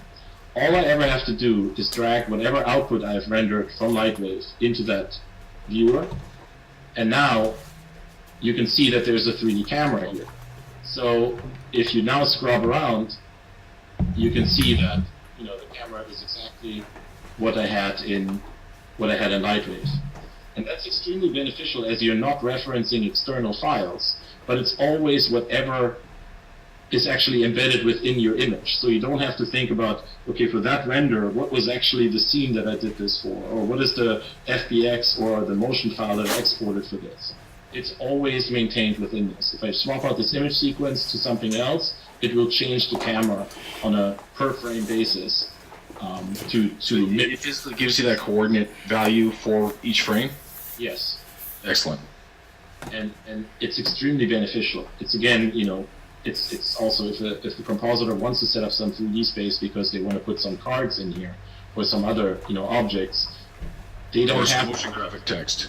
They don't have to ask you for some additional output, so it doesn't go back to the 3D artist. They can just add a little operator and that's it. And again, in the end, you come to this. Where's that QuickTime? The output. In the end, you arrive in something like that in probably a little less than if you don't have to do a lot of explaining, it probably takes you about 30 minutes to do. That's it. That's it? Okay, cool. That's All right. Babylon. That was fantastic. That was a long one, but that was fantastic. Okay. Very good 30 minutes. Yeah. It's just, you know, if people were asking how to do a shot from start to finish, well, you know, this is a simple thing, but the ingredients are the same for any live action type shot. All right. So Carm 3D. So what we're going to do, Carm has something to share. And you're cooking up a Cyflex tutorial. So Carm, so if Oliver, you stop sharing your screen, we're going to bring on Carm. This is working really well. And Oliver and Kat, mute your microphone. If you're going to talk, it's okay not to unmute. Just Yeah, no, I'm just typing to Kevin here. He's going to jet out. But thank you, everybody, for joining us today. This is awesome. This is great. Yeah, these are kind of cool, happy sessions. So what's happening is they can hear you typing too. So they heard me typing. I'm gonna have to get a stealth keyboard for these things. Okay, so Carm, go ahead and share your screen.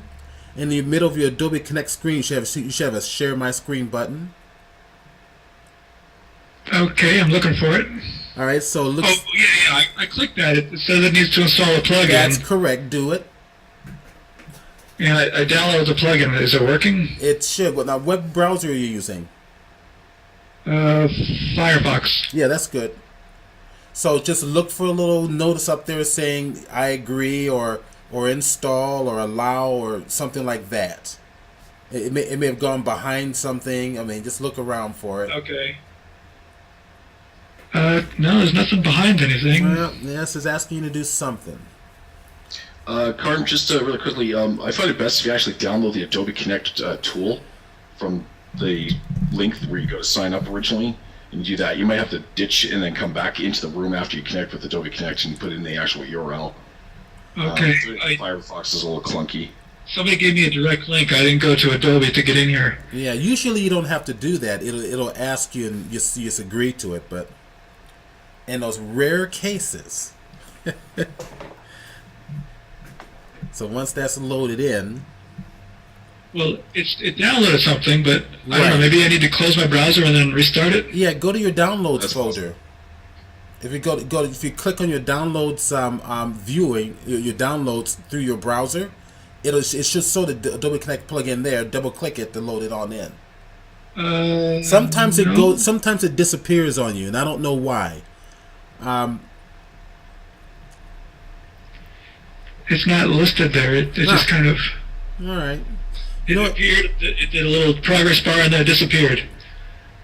You can always. Hey, Steve, I've been banned from Twitch. What do you say?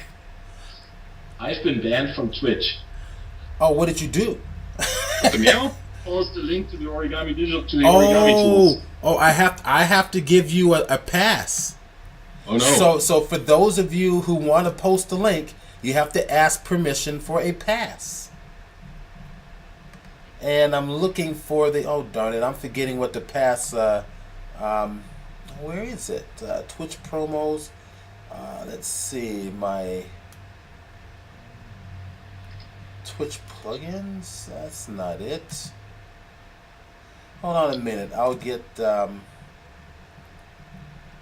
It's a hall pass. I forget what it's called. I'll get you. Most of my life trying to get away from the high school mentality. What's going on here? Exactly. It's a permission. It's a code I gotta type in to let you in. And gosh, I thought I had put it in here already. I hate this when I get disorganized like this. All right, hold on a second. No, it's good to get all this kind of sorted out. You know, this is a casual thing, but still. Yeah, I know. Anybody watching, It might be moot for me anyway, because the thing I was trying to show, I've been trying different ways. And I've been unable to recreate the problem. Oh, harsh. It never works when you want to, but only when you don't. It doesn't work when you want it to. Right. Well, so you're trying to show something and recreate a problem, but it's hard when you show something and you get a problem and it didn't before. Well, I had the solution for the problem, but I was trying to recreate the worst possible scenario, and it's working like a charm. Oh, well, bloody hell. All All right, so let's see what's happening. Is it? Did you get it installed? But I can certainly relay the information that could help you avoid it if you encounter the same problem. But I don't know. I'll restart my browser, see what happens. Okay, that sounds good. So LightWiki, I'm bringing you in. All right, I've just brought the last two people. Now let me ask you, LightWiki, do you want to share something real quick? Don't forget your microphone. Turn that on. Make sure it's working. Can you unban me? Yep, I can. Well, no, I can't unban you. So it only bans you just for a short period of time. So just sit tight, and you'll be unbanned. And don't be a bad boy anymore. we can post the link to the origami stuff on Twitch then. All right, no, hold on a second. I'll figure this out. Just sit tight and be patient.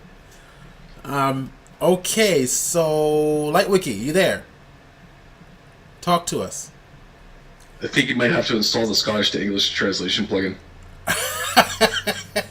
He was on here the other day with us, so and tested it out. He was coming through fine. Is he there? He's probably not there. All right, so he's probably not there. He's probably went to the restroom or something. Hey, there he is. Oh, you here? You said what is it? Okay, then your microphone. We can't hear you, buddy. Turn it on. How's that? Okay, I hear something. There you go. All right, cool. How you doing, gentlemen? We're doing great, man. Welcome. Hey, do me a favor. Would you go into your microphone settings and go to adjust microphone volume, bring it up just a little bit more?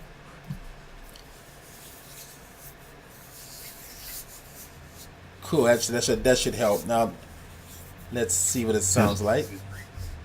Go ahead and talk. To be honest, I don't think adjusting the volume will help you with my Scottish. That sounds great. No, actually, I think you were good. We were just babbling over top of you. Yeah, you sound great. So you want to share a little something for us?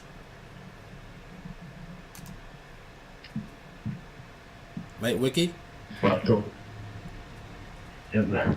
You want to share something in LightWave? You need to share your screen to do so. That's my comment was toward LightWiki. I'm not sure if you caught that. There we go. It's coming on. Cool. There we go. You know what's interesting is whenever I do these Twitch streams, we get more. Let me go ahead and maximize this. We get more attendance when we're just bannering and not showing anything. I know we just chatting and bullshitting. The numbers go up. It's fascinating. All right, so LightWiki, I'm not hearing your voice. Are you still muted? Don't realize it. Yeah, I'm muted at the moment. Hang on. Okay, yeah, go. There's very little I can show because I'm actually on my laptop at the moment. Yeah, then you okay? Stay. So you're presenting now, so you can stay unmuted. And keep in mind that we have some people here who are new to LightWave and that they could be 3D experts or even beginning level but work in other packages but don't know LightWave. So whatever you share, try to kind of break down your workflow and why you're doing it and all that other stuff. Give me 5 seconds. You got it. No worries. I don't actually have anything physically prepared. We're patient. So while you're getting organized there, you stop sharing your interface. So you want to keep sharing your interface. That's a good thing. I know you think it's a bad thing. It's not. Have something visual for people to see. Well, let's check in with Carm here. How's Carm doing? We'll bring Carm back. Share the Illustrator thing. Okay, now I'm noticing. I'm on my laptop now. I'm not on my rig. I'm literally just in the door 10 minutes ago. Nothing set up. Hence why I'm saying there's very little I can actually show at the moment. I mean, we could do the top banner of the week. Pedro. So do you want me to go to Carm? You want me to go to Carm? Now you're breathing really heavy in your microphone, so you might want to pull it away from your mouth. So you want me to go to Carm next? What do you want me to do? Carm, did you get your screen fixed? Carm, I don't think Carm is online, is he? I don't know. Let me check. He had to restart his browser. I'm sure he's dealing with that right now. So when he's out of the browser, he's pretty much disconnected. So he probably can't even hear us talk. So all right. So then, who's ready? I can show. I can do a quick Adobe Illustrator thing in terms of getting some of the like using my plugin to get AI files in. Okay. Yeah, what's that all about? Let's see. Yeah. Oh, Kerm 3D is back. There he is. I mean, let me go to presenter. Now, before we do that, Oliver, hold tight. Let me see what's going on with Kerm. All right, so Kerm, you there? Yeah, let me see if I can share my screen now. Excellent. I think somebody's sharing. Good. Somebody was sharing. Does that do anything? Did you have the 3 heads on your screen? 3 heads. The Light Wiki site? That was probably Light Wiki. I was. Yeah, it was. That was Light Wiki. Okay. So, Carm, now we don't see you yet. So you got to click share my screen, and then there's a little option that's going to ask you to plug in When I something. clicked it, there was like a window that popped up for a fraction of a second, then it disappeared. You know what? Try a different browser, Carm. Okay. Try a different browser. Get that sorted, and we'll switch over to Oliver for the moment. Yeah, let's go to Oliver. Oliver, we're going to you. Go ahead and share your screen. So it'll be a quick thing. Let me just remove all of these. All right. So I'm going to maximize you so everybody can see you. So one of the things I have an SVG file here, or I have them in a couple different formats. It's just something I downloaded. There is AI files and EPS files. Okay. And to bring them into LightWave, one of the issues always, or that people have a lot, is if we go import here and use the EPS loader, and we go to the where is it? Illustrator. We choose one of those files. You can see a lot of times a whole bunch of nothing happens, because they either have to be saved as old AI8 file, or there's just many different things. Like it doesn't seem to be updated, and it's actually surprisingly similar in other apps. So one of the things that I've done is there's a Blender plugin that I have converted. Oh boy, where is it? 1 second. Thought I made a menu. You know what? I'd have to add it first, because when I did that, but sorry, that was a mistake. Let me not share the screen and add this thing. Well, you can add. Let everybody watch you add it. This is a good education for them too. Yeah. Don't get self-conscious about it. So No, it's not quite that simple. 1 second. Just a minute. I'm sure some of us are not supposed to see something, that's all. Exactly. So No, Oliver just has that many things to hide. I'm going to add, so we go here and add the plugin itself. We're going to add it to the menu.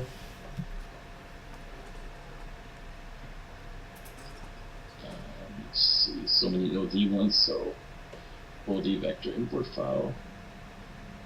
Add that to it.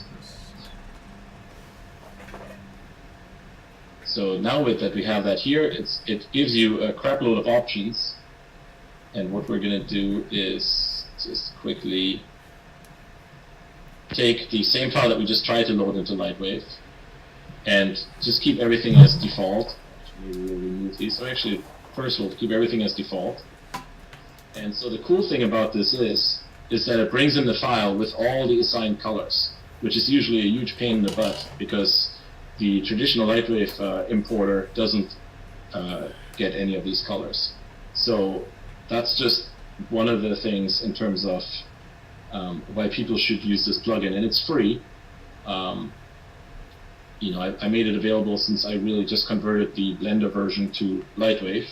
But anybody that deals with EPS, it also imports SVGs, EPS, SVG, and AI files, and I think also PDF files. But the PDF support is limited.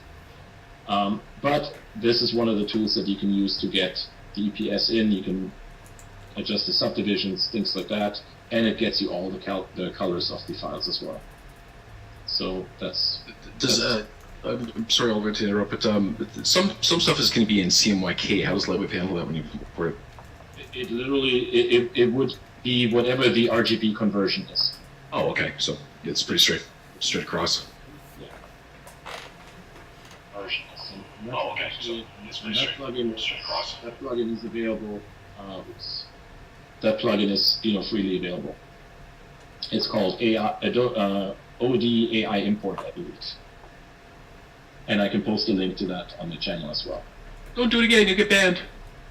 Yeah, actually, yeah. I'm working on that. I haven't. I'm still banned for probably, let me see how many minutes. Don't worry about it. I'll get you unbanned. I'm unbanned. Alright, that's it. That's it. So Carm, how's Carm doing?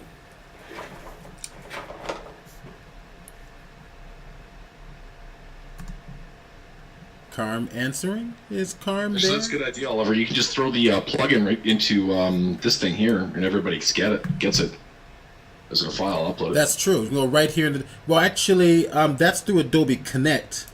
So, right. So that we'll get it. The presenters will get it, but the guest won't get it. So, in terms of the guests, join the mailing list. So I can send the email directly to everybody who is on our mailing list. Okay, so hold on a second. I'll get you the mailing list link here. Actually, it's being posted by Nightbox, but I'll go ahead and do it again real quick. All right, so there we go. Mailing list is here. I'm gonna just type it in now.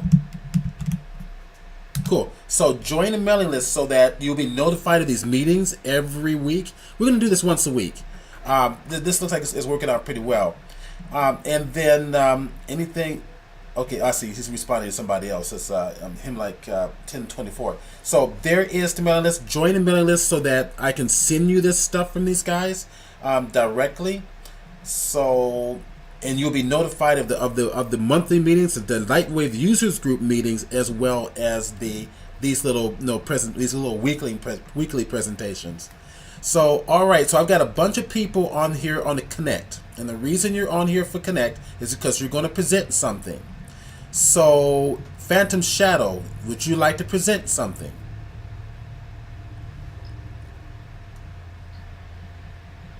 Hey, can you hear me? I can hear you. I don't know that I really have anything I can present. I didn't even know I was going to be participating today till about 10 minutes before the meeting.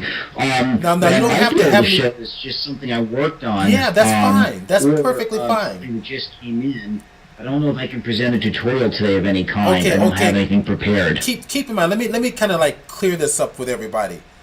You're not supposed to be here prepared. This is just an impromptu thing. You come and just share shit, it's not, Oliver and I have been chatting way before we were setting this thing up. So he comes on sounding all professional and stuff, and I'm a professional teacher and presenter, so I just come off looking like I'm prepared. But you don't have to be prepared. Just anything, stuff you're working on, cool things. Let me help Mark out here for a second. Well, no. Let Mark, me finish. You've got a couple of really interesting side projects. And part of it, because you are a programmer, let's talk about a little bit like what you do here in Las Vegas, because I don't think a lot of people understand that LightWave has this very strange way of finding its way into odd places and how we kind of come together as a community, because not everybody's a visual effects artist, not everybody does art viz, not everybody does this, but it's all these different kind of factors, and it's kind of the headspace that LightWave artists are in that brings us together. And Mark's a great example of that. So you can kind of talk about yourself here. So let me interject. If you get stuck, we'll help you out. Let me interject something here. The things that I do is I'm also, like my cat said, I'm a software developer and I make games. I'm a software engineer by trade. Filmmaking is something else to do. I'm actually going to share my screen if I can. Go for it. I have something here I think I can show. This is something from a game I'm working on currently. And well, this is just a static scene. How do I share my screen? So look at your Adobe Connect. Your Adobe Connect interface. You have a button smack dab in front of your face that says "Share my screen." I'm working on it. Request control. Is that it? Well, go ahead. Well, try that.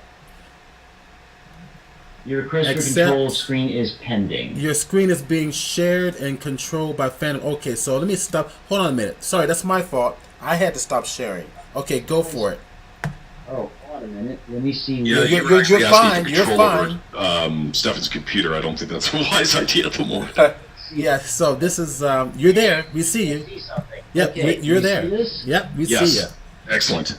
This is a scene from the ending of my video game. That cityscape was rendered out in LightWave, and what you're seeing now is that's inside of a HitFilm, which is another compositing program. And what I did here is I added a bunch of visual effects and color grades. So this is the raw render from LightWave, and that was a stock Grooble City pack I downloaded from Daz about 5 or 6 years ago. And then what I did is I took it in here to punch it up a bit and add some atmospherics. And as I add in each one of these adjustment layers, you can see it all the light effects, the rays, and so forth. So I took what was already, kind of a cool render, and I just punched it up. And this is a background image for something that will be later in my game for the ending. I'm also going to see here what other projects I can quickly load up here very quickly and show you. But this is, like I said, that was a very quick scene that I put together just in LightWave. And, for my video game that I'm building, I'm going to see if I have another scene queued up in here. I may or may not. We'll take a quick look. I don't know what this is actually loading, because I'm not sure what this scene is, so we're about to find out. Hopefully it loads. Let's see what this is. Oh, this is another scene that was partially built in LightWave. This was a test for the in-game graphics. So this was, you can see on the top layer, the graphics for the Space Invaders type stuff, and then there's a bunch of stuff here. I don't know if you can see my cursor. That's all in LightWave. That's in Carrera 3D right there, and that's also in Carrera. And then I added all the lens flares and so forth. This was a composite test to see how it would look in the actual game. I'm going to try to load Unity right now and then see if I can actually show you this scene. So let me minimize that. Is that monitor still being shared? Yeah, you're fine. Don't worry about it. Just keep going. I'm loading Unity right now. It takes a bit to come up. And let me minimize a bunch of stuff here, so I got clutter all over the place. I miss my notes and so forth. Let's just see. How do I switch monitors? Unity is loading right now, so it takes about a second to come up. And I'm going to show some graphics that I did in LightWave that are in Unity as well. What I do with LightWave is there's a ton of Greebles and Nernies available. I use those for scrolling backgrounds for space games. So let's see if it comes up, I hope. Unity is still loading. Bear with me just a moment. Sorry for showing a blank screen. And also, Oliver, I'm going to give you a permit now. I just found the code for the damn thing. Oops, damn it. Hold on a second. That's not what I wanted. Okay, we see your space game build window. You might have to drag Unity over to Unity is still loading. Unity is being a bear. Let's see. Can you see that? There we go.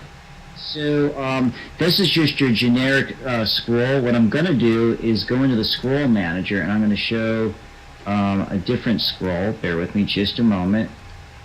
And we're going to see here. We're going to shut this one off. This takes a second. This is a parallax scroll in Space Game. What you're going to see now, this was LightWave coming to the rescue. And boom, that's our scroll. And that's all in LightWave. And believe it or not, that scroll is actually encoded in 3D in a process called chroma depth. There's a company called American Paper Optics who makes a set of 3D glasses. In blue goes into the screen, red pops out, and green is the neutral plane. So if you had a set of chroma depth glasses right now, that would actually be in 3D in 3 layers. So I'm just going to hit the play button.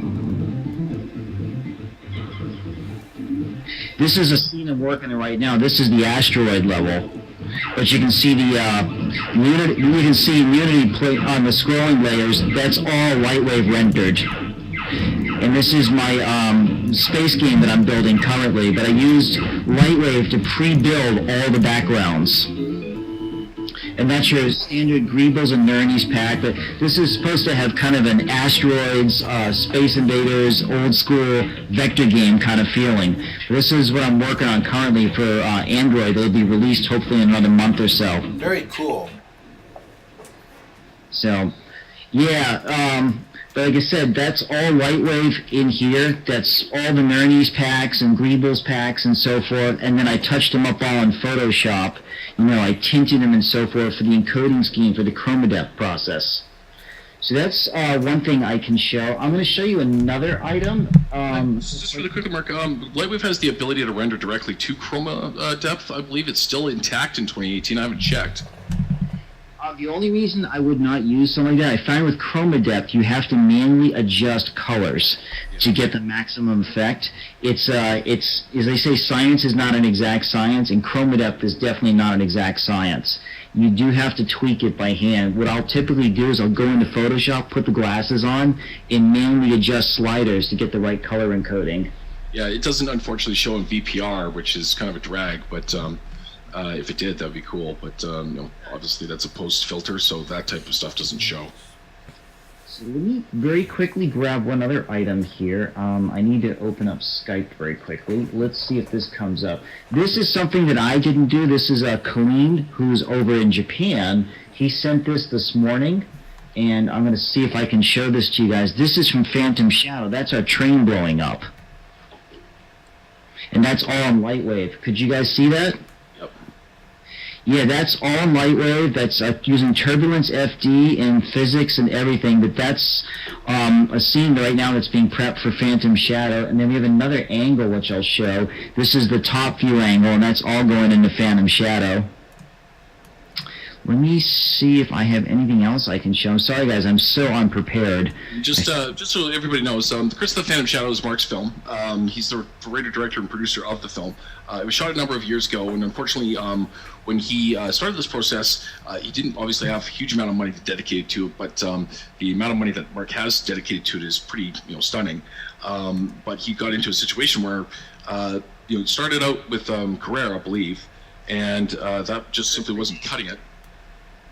Well, Carrera was cheap, and there was another visual effects guy in town. His name is Marcus Rothkrantz, and he did a proof of concept film called Atomic City, and he did it all in Carrera 3D. So that inspired me to try Carrera 3D. If you've never seen Atomic City, it's worth taking a look at. He did it on a shoestring, shot it in his pool house, in his house in Las Vegas, and it's a retro futuristic Jetsons version of Las Vegas. And it was 100% done in Carrera. And it was pretty impressive at the time that it was shot. But Carrera is not battle-hardened. It's definitely not as powerful as LightWave. And then I had a friend who lives down the street who's an animator who put me on to LightWave. Says, no, Mark, get LightWave. The community is really strong, and you'll find the results are much better. And it just blew away Carrera. I mean, Carrera is great for its price, but it's not LightWave. And I got into Carrera because of Daz 3D. I used a ton of Daz models. That scene that I just showed you is a whole bunch of Daz stuff. I've been using Daz now quite a bit, and a lot of people belittled Daz, and then I'll tell you, the results speak for themselves. As I've been loading up Daz models and other things, I got to tell you, I am really impressed with the quality, and the stuff's built to scale. So do you see what I'm showing on camera here? I'm sorry? You see what I'm showing on camera here? I cannot. Do you need me to look on control? your Twitch. Look on your Twitch page. Bear with me just a moment. It's a box of Carrera. It's the You are funny, man. I knew the guy. I knew the sales rep, so he always supported me with Carrera. And I even got the book still in here and the software. I'm gonna open it up. I've got the software and book. Yeah, let me see if it's still in here. Here's the book. There's the software. So here's the book.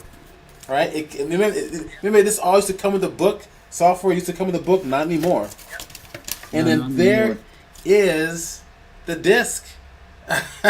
Isn't that wild? Hilarious. You know, with Carrera, they stopped updating the book, and then they occasionally produce a PDF. My biggest complaint with DAZ is they really need to decide what they're going to do with Carrera.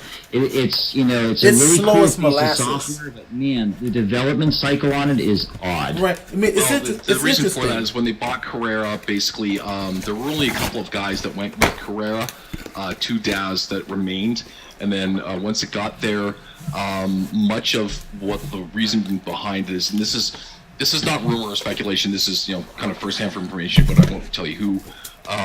Just the DAZ guys are actually really awesome. I have a good relationship with them. But basically, they buy some of these tools. This happens with a lot of different companies. They buy tools for the engineers. They don't buy them necessarily for what's in that tool. Right. But there has been stuff that's been taken over from Carrera to DAZ, and I believe their intention was to continue to develop Carrera, but obviously the market shifted. And the Autodesk behemoth has done a number of damaging things to other applications, and it's certainly had its effect on LightWave over the years. Other products, the biggest victim, of course, being XSI. That was a shame. Wonderful. Does anybody remember this? I can't see. Hold on a second. This a little. Someone said, "Does anybody remember this?" Oh, what is that? That looks familiar, but it's backwards on my screen. It's Bryce 3D. I have Bryce, and they stopped supporting it. Yeah, Bryce was a cool little program, but slow, and that was Carrera's problem. You can't compete in this industry if you're not going to improve your software to be really fast. If Poser updates his software to be not only faster, but also have the skin warp properly so it looks like it's a human being, there's other programs coming up that's doing a much better job that's going to knock them out of the water. You can't sit on your butt in this industry. You constantly got to improve. So this is interesting. I'm going to load up one other item possibly here. Do I have it? Yeah. So this is also some work. I believe it was done in again, this was done in LightWave if it loads. So this is inside the cockpit of our plane in Phantom Shadow, and you'll see Kelly's work in here on the visual effects coming up. I hope this is the right one. Yeah, and that's all in LightWave. That's our airplane being blown up. There's one shot in particular I'd like to highlight, and that is, where is it? That's a cool one. Yeah, it's an awesome one, but that's the one I really want to highlight, if I can find it here. Come on. Is this one. This cockpit is kind of interesting. So that's all augmented with Kelly's work. There's like a combination of a multitude of elements in this cockpit, but the interesting thing here is that, so Kelly added the canopy for the cockpit, this area above here. That cockpit instrumentation panel is a paper cutout on foam board, and that's all augmented with visual effects. Right. That split-second scene. So we did this extremely cheaply. It was impossible to get a B-25 aircraft. Right. So we built this cockpit for under $500. So you have a lot of tracking going on with this shot, huh? I'm sorry? There's tracking with this shot? There is a little bit of tracking, but really it's not in the way that you think. The camera didn't really move at all, so it's not from that aspect. But I had to stabilize it just a little bit because of the video, because it was shot with MPEG-4, so there was a little bit of jitter in it. But the camera, because it's stationary, we're rotating with the plane. So what happened was I actually brought the plane in, put it into the position of where the cameraman would be relative to the cockpit, and then just basically shot it out the window of the airplane itself, and then rotoed the CG version of the cockpit, which was extremely minimal, and didn't have any of these controls. And Mark went through the process of arts and crafts mode, doing set deck and props building. That whole dashboard, as you said, it's part of that $500. The reverse angle of this, where you're looking at the pilot directly, who's actually the actor Stephen Manley, who you may remember from The Search for Spock. He played young Spock, and he lives here in Las Vegas. This whole thing is part of that $500 budget. So it came out great. You found some replicated. Where did the seat actually come from? That is a folding chair that basically the type that you set up your table at Christmas or holiday dinners. I took it apart a military backpack, glued it all together, spray painted it green. There's literally a bunch of junk parts in that cockpit. That's all that cockpit is scrap parts from the thrift store, the dollar store. That's junk plywood on the sides, and all the illumination inside the cockpit are dollar store LED pen lights that I put as key lights. So to get that rim around his head, that's a dollar store light in the background illuminating the side of his head. So what you're basically looking at here is a great example of kit bashing in low budget filmmaking. You can get some incredibly good results out of very little in terms of money, but the results come from they see need or is the driver of invention or whatever the saying is. So the point is that if you have the will to go out and do this stuff, you don't necessarily have to be Hollywood or some seasoned or experienced filmmaker. We all know films. We grew up watching films and television.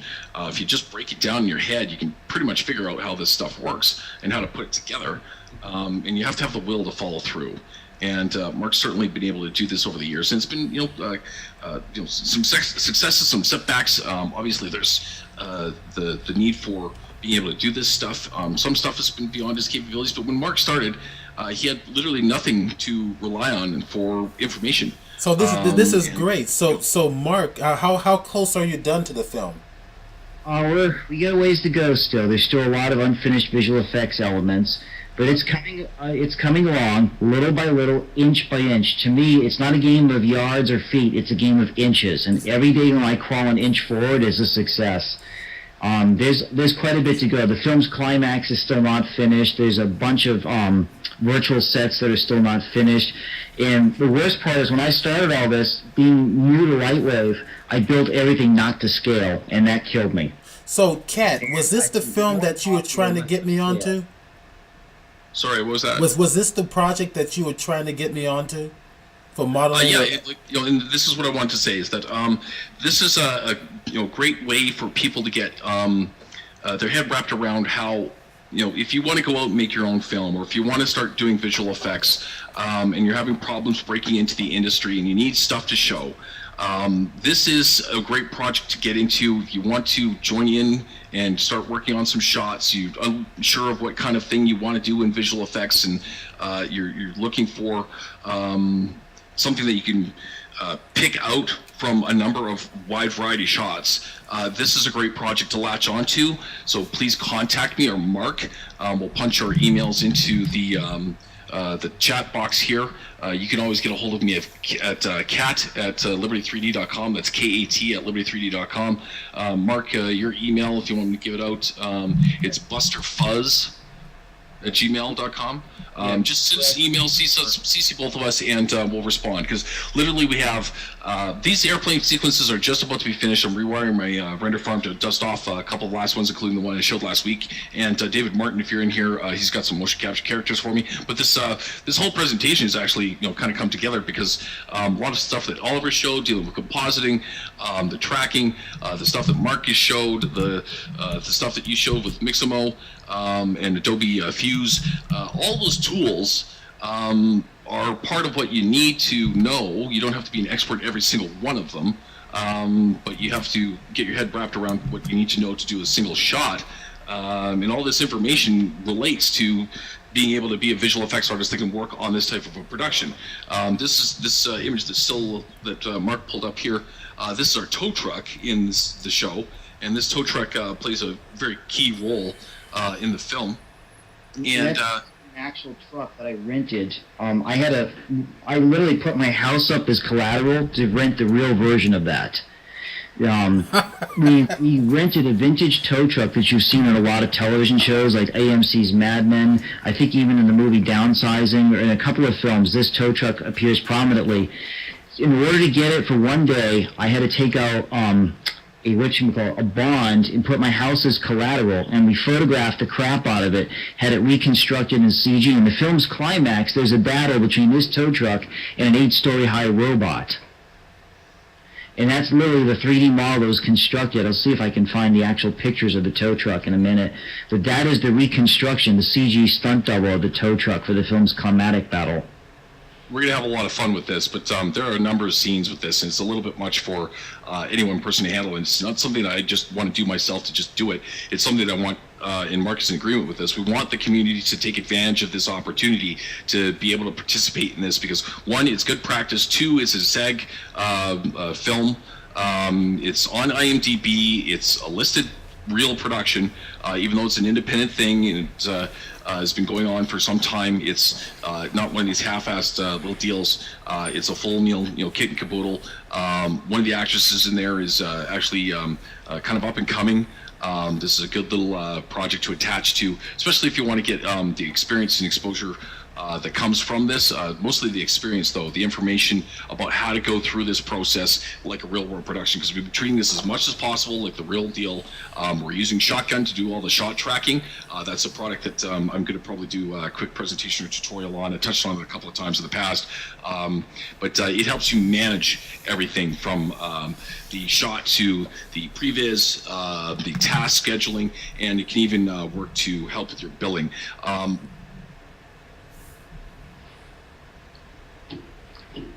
So anyways, I just put up on the screen some actual shots of the physical tow truck.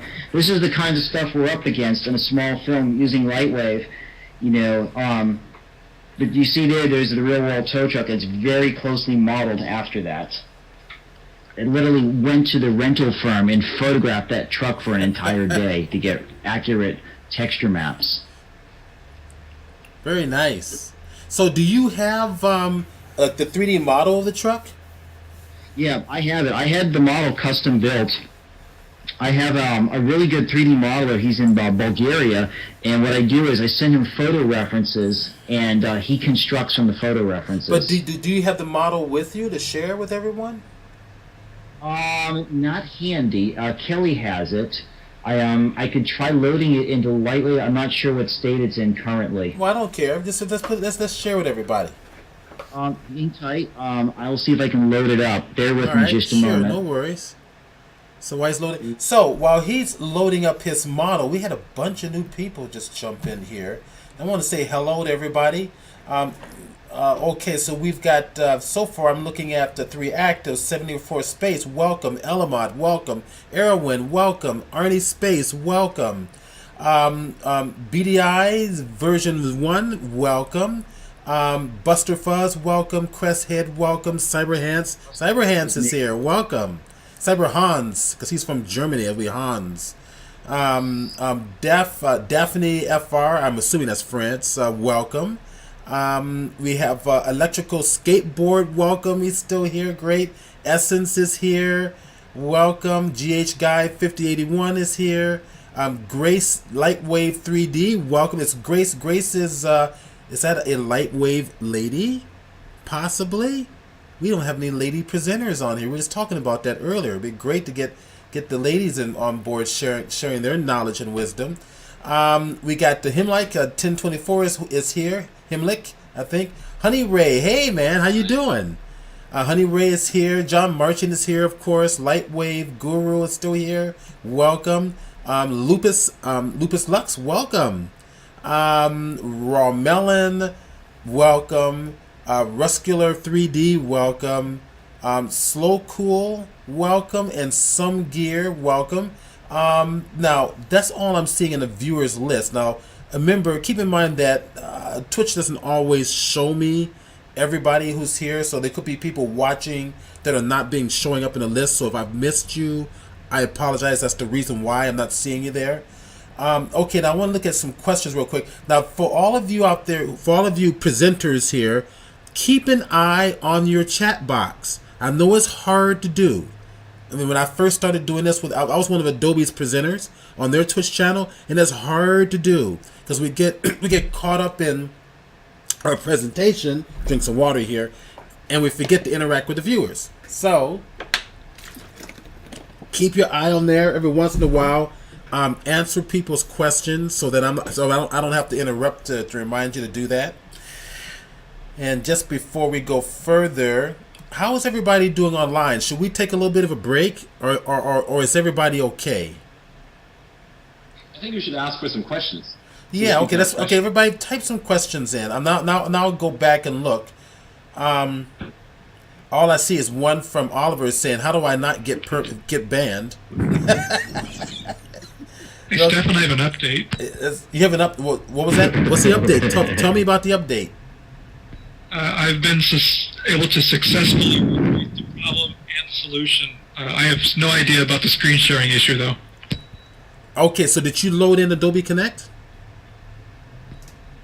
I think so. Okay, good. So then we'll come back to you and we'll test it out. I went in via Internet Explorer, and it didn't give me a microphone input, so I went back to Firefox.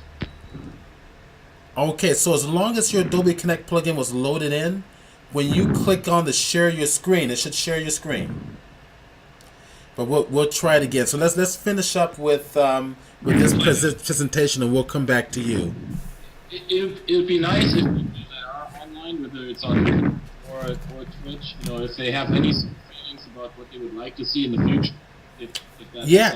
Absolutely. If anybody wants to kind of type in here what they'd like to see in the future, that would be wonderful. That's a great idea. And I'll take note of it. So Gracie LightWave 3D. Okay, good. Okay, she's responding. Yay! We have a lady LightWave user here, LightWave professional. I think it's all guys here. I think you're the only lady here. I think. I could be wrong. I would think Daphne too. Oh, Daphne. Oh, okay, that's right. Daphne's here. Elamon says, I know this might not be within the scope of this series of presentations, but I'm interested in getting better sub-D modeling. Oh, absolutely. That would be good. Hey, who wants to do a sub-D modeling tutorial today? Hello. I'm going to stop sharing my screen if I can. Okay. All right. So you're going to stop sharing. So, Carm, you want to start sharing your screen? Sure, let's try it. All right. So somebody's trying to share. Okay, go for it. Oh, Yeah. Good. It's working, I think. Well, I think. Not yet. No, it did this thing where a window popped up briefly, but then it disappeared. I think your pop-up blockers.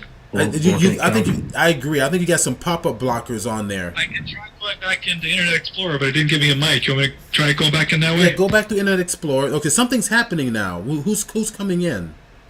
Yeah, that's me. Not me. That's who is That's this? me. LightWiki? Okay, LightWiki, take it away. Yeah, that's me. How you doing, folks? Hey, hi.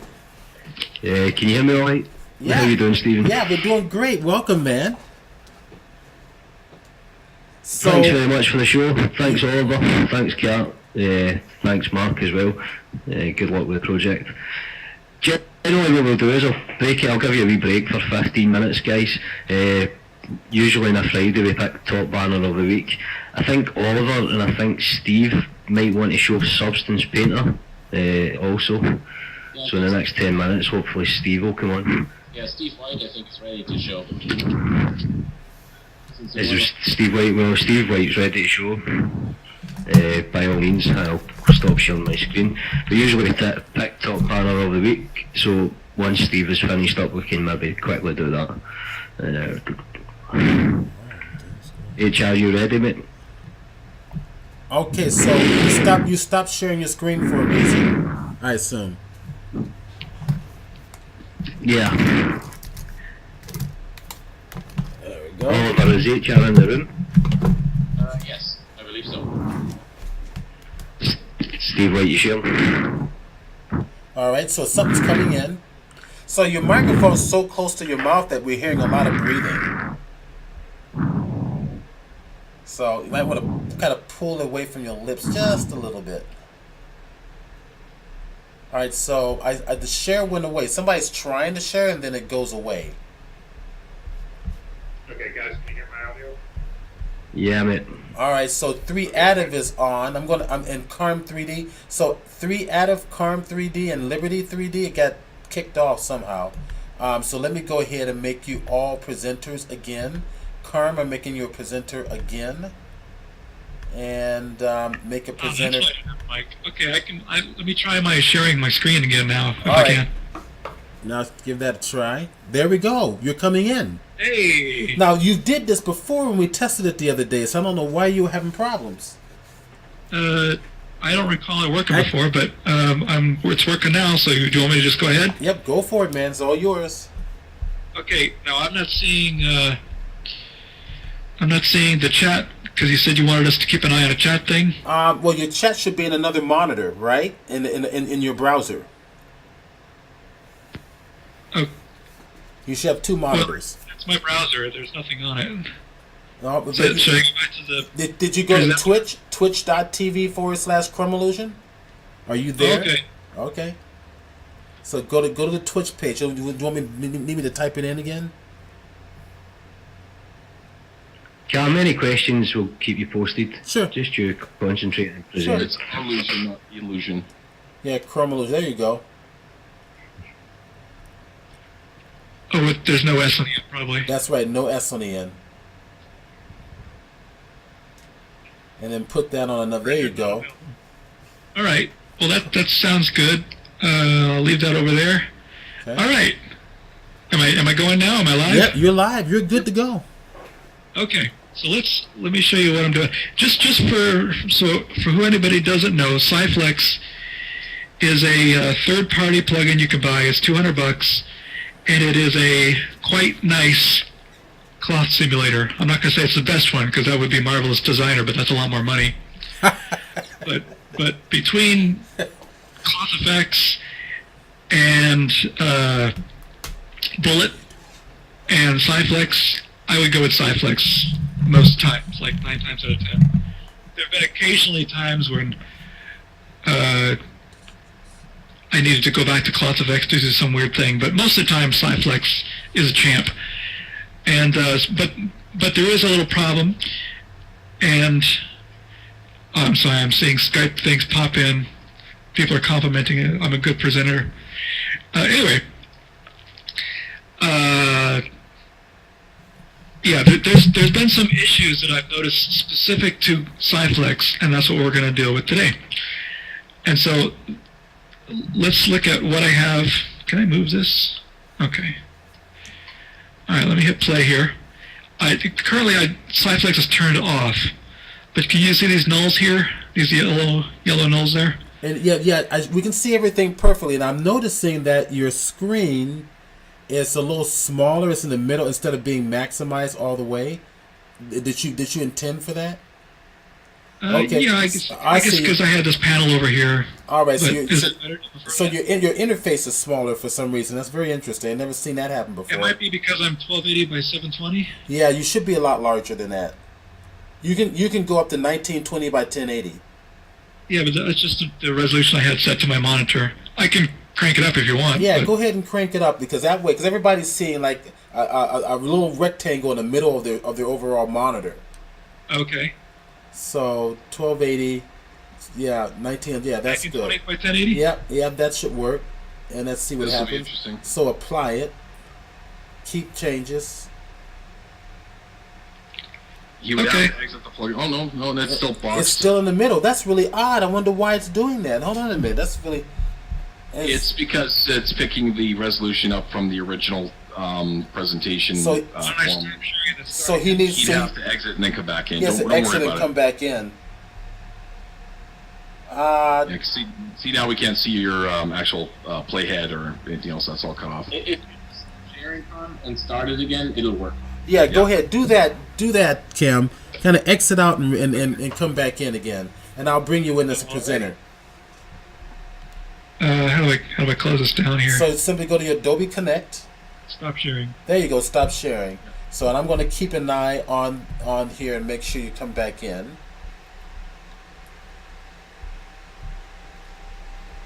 So we're going to just get them to come back in real fast. And let's see. I've never heard anybody share use 1024. That's like old, ancient resolution. All right, so you're on as presenter again, Karn. I don't need any guff. It's because I'm blind. I like that. like the fonts bigger. I know the older you get, you need that larger, that text. I know I'm finding that out. So there you go. Perfect. That looks good. Okay.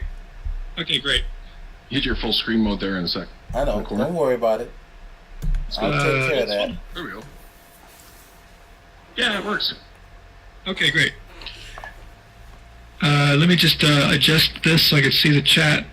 I like the colors on your interface. Oliver is going to hate you for it, but I think it's great. I love it. They're so funky. Yeah. All right. So anyway, these nulls here at the corners, this is cloth up here, and this is a collision object. But I got these nulls, they're acting as nails. They're basically going to pull each corner down and keep it kind of like hovering over the ball. And so let me play it while the cloth sim is turned off. Right now the cloth sim is turned off. So you can see there's Cyflex, Cycloth, and it's turned off. So I'll just play the animation. Oops, and because I did not have the null selected anymore, they're invisible.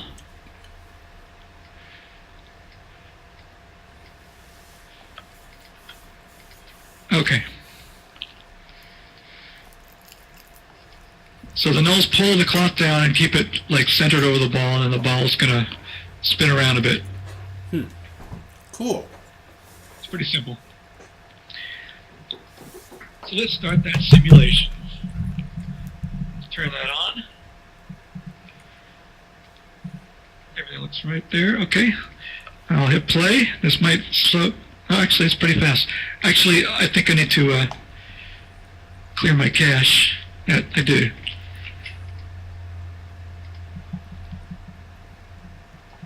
Cyflex writes a little cache file for every frame it calculates.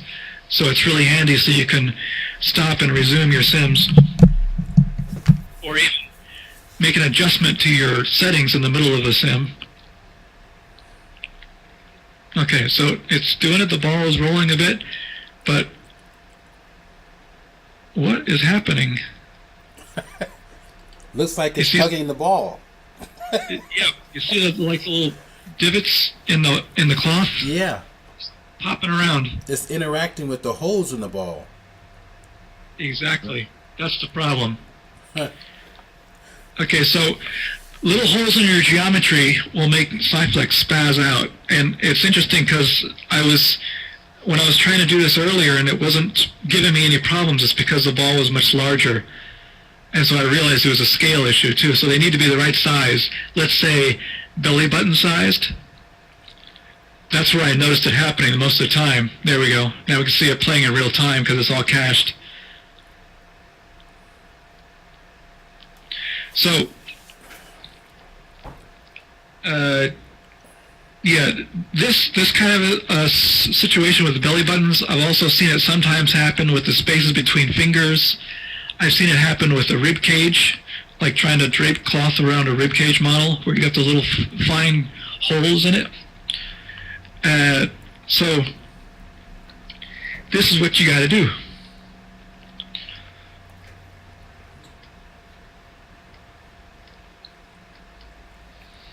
I can barely see this. I can't even read it. Okay, so there's the ball called Ball Holy. There's another object here I had hidden. I should have made it a separate color. Maybe I should do that real quick.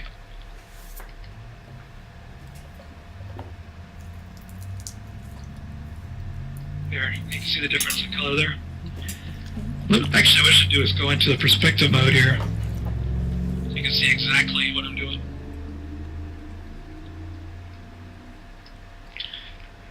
So these things are like little belly buttons. They were modeled to be emulating the belly button issue. So I brought this in, and you can see it kind of just fills that hole up. There's no longer a hole. It's like there's a little speed bump there, but it's not a hole that goes underneath, like a belly button where you can stick your finger in it. You can't do that now. And then the only thing to do now is go into cloth. Well, two things. I gotta clear my cache.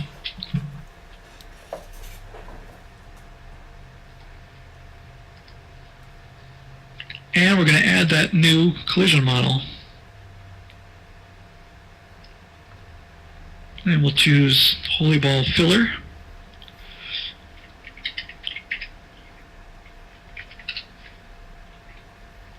All right, and let's go back to the camera view and run the sim again.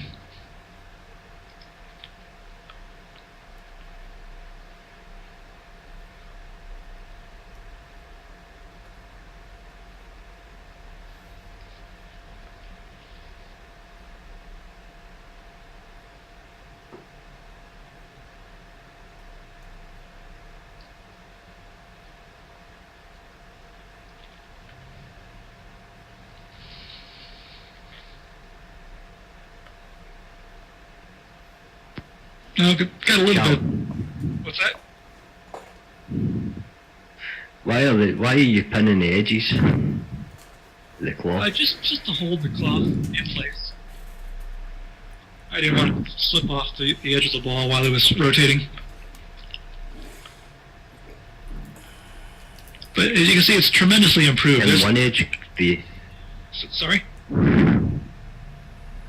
Can you select a certain edge to unpin? How would you unpin an edge? See the way you've got 4 corners selected? How would you unselect an edge? Yeah, they're 4 separate instances of nails. So LightWave Guru mentions that the collision detection range is low, or the calculation accuracy is too low. The collision precision is 0.0006. That's pretty high. So LightWave Guru, do you agree? Alright, so LightWave Guru says, your ball has more vertices at some places so far. You have to change the collision method or vertices on surface. I believe he's saying that the polygon density is not evenly spread out through the ball, and that's true. Where the belly buttons are, there are more polygons than the smooth areas. But I mean, if you got characters, sometimes you need more details in different places. Right. And so basically, what I'm saying is, if you're getting weird issues with little holes in your geometry, you got to spackle those in, and just for the sim. And then when you're done with the sim, you can delete them or make them so they don't render. Okay. It's basically correcting stuff with a proxy object. That's what the purpose of this is to show. Yeah. And it's not.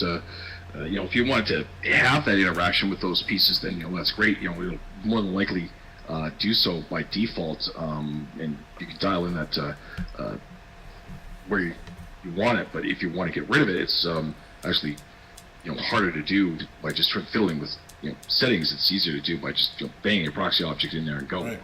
Yeah, so, let me show you one other issue that I have noticed. So, okay, so just to mention, LightWave Guru made a comment that you will have that you're gonna have the same problem in Motion Designer if you don't know what you're doing in there. Now Steve W 1971, would that happen to be Steve Werner? Was Steve W be Steve Warner? Oh, Steve White. Okay, wrong one. All right. Whatever happened to Steve Werner? He's floating around. Just probably didn't get the notification, which is unfortunate. We'll have to do a little bit more, advanced promo. Yeah, that's all right. This is the first time, so we have just about 40 people on our first time presentation. That's pretty damn good. I've applied well, it's not an actual ZBrush displacement map, but I'm kind of emulating it. You can see there are pieces that are pushing out, there are pieces that are pushing in. And so I have noticed at times, and I didn't test this to run the simulation with it, but it will probably give me some issues. But I just wanted to show you what you can do is because I have noticed when using ZBrush displacement maps, and you got like little cracks and crevices as a result of your displacement, that can also futz with the cloth sim as well. And so what I'm going to do is I'm going to run the alpha image through a gradient. And so right now there's no change because it's basically going from -1 to 0 to +1. But if I change this -1 to a -0.3, is there a dot there? I can't see because Yeah, that's -0.3. That's correct. that's the range. I'm sorry. Negative. I gotta change the value, not the range here. Okay, so yeah, so I want this to be like that. Yeah. So basically what I'm doing is I'm shallowing the depth of the displacement that pushes inward. Not the stuff that pushes out, because that's going to be fine, but the stuff that pushes in, I'm decreasing that just for the simulation. And then I'll run the simulation, then I'll put it back where it was, or I'll remove this gradient. And so it's basically the same thing as sticking a proxy model in there, except you don't have to. If you got a displacement map, you can just shallow out those valleys by running it through a curve or a gradient. Does anybody have questions about that? How that works? Yeah, you might definitely want to cover that, because remember, a lot of people, maybe people here who are who may be Maya people, but they're not LightWave people, so they'll be good. Give a nice simple explanation of this. Okay. Cover this. Let me show you basically what I'm doing, and I'm not using an actual displacement map, so you have to bear with me. But I got two textures here, the flakes and the flakes. And what I'm doing is I'm running one of them through a gradient to make it a negative value. So that one's pushing in. So see that's that one right there, and I'm adding to that one that makes it push out. So I should have gone with the color. So it's displacing it. So one's pushing in, one's pushing out, which is basically emulating what's happening when you're using a displacement map from ZBrush. Except, I mean, this is a side topic, but when you bring an image from ZBrush, you have to subtract it by 0.5 to bring that mid-gray to black. Because in ZBrush, mid-gray is no displacement, and in LightWave, black is no displacement. So you have to take your ZBrush image and subtract it by 0.5 on the luminance, and that will bring the mid-gray to black. And then the stuff that goes into the negatives, you would run it through a gradient or a curve to shallow out those valleys. So right now I have this gradient that I'm running it through, and it says -1 here, +1 here, and this negative value is set to -100%, and the positive is set to 100%. So basically it's doing nothing. But if I change this value at -100% to be -30%, it makes it shallower. So you could like bring it down so it's like hardly anything. Run your simulation, and then if you were having any issues with the little valleys, then that would be a non-issue anymore. Does that clear things up? Yeah, sounds like it. Not unless anybody has questions here. Lay it on me. No questions yet, but I'll let you know. Oh, okay.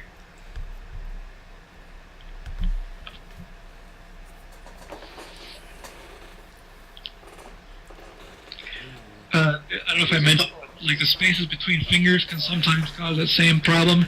And what I've done is I've made webbed fingers, like a modeled webbing to go between fingers so that it no longer causes the cloth to spaz out when the fingers go near cloth.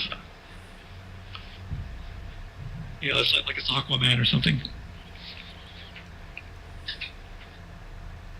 Just temporarily.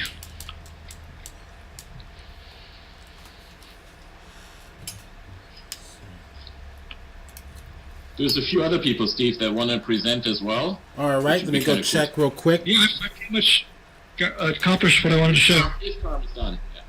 Yeah, I'm good. All right, cool. Let's bring it down. Okay, so, who would like to go next? Just shout it out here. Who's this? I'm ready to go. This is Steve White. Steve White, got it. All right, Steve White, come on, share your screen. Okay. Let's see here. Share. Don't be shy. After a while, this will be second nature for everyone. The first couple of times, maybe a little awkward, but perfect. We see everything perfectly. Okay.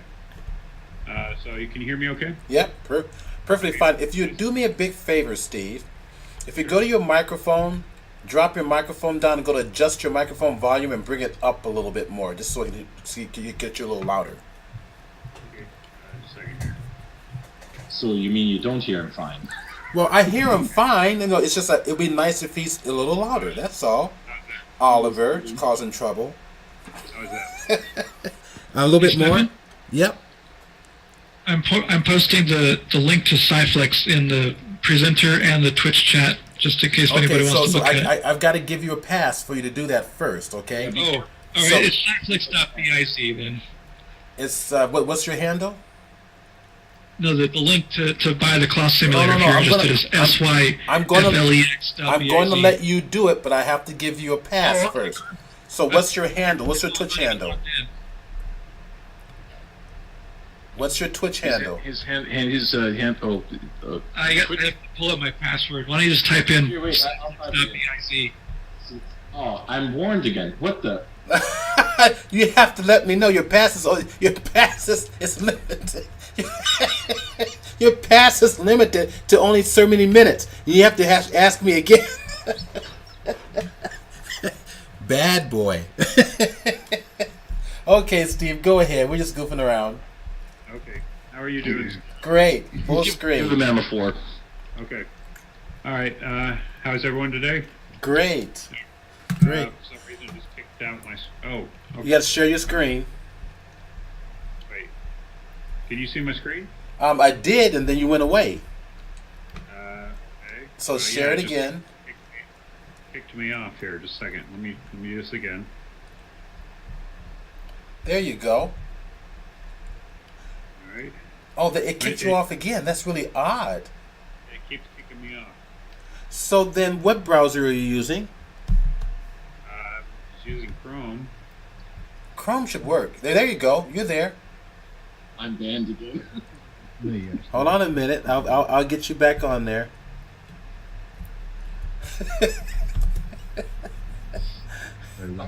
92 seconds. Jesus. Yeah, I see your screen fine, Steve. Okay. All right. Let's see if it doesn't kick me off again. Okay. So, it's kicking me off again. Oh, that's odd. Bloody hell. Try another browser. Try Firefox. Yeah, guys, I think that might have been me. Okay, you want to show something? No, I pressed the button on my screen and it stopped sharing his. Oh, Oh, damn, Dave. Yeah, sorry about that. all right. Go ahead and try it again, Steve. All right. I'm not Sake, Dave.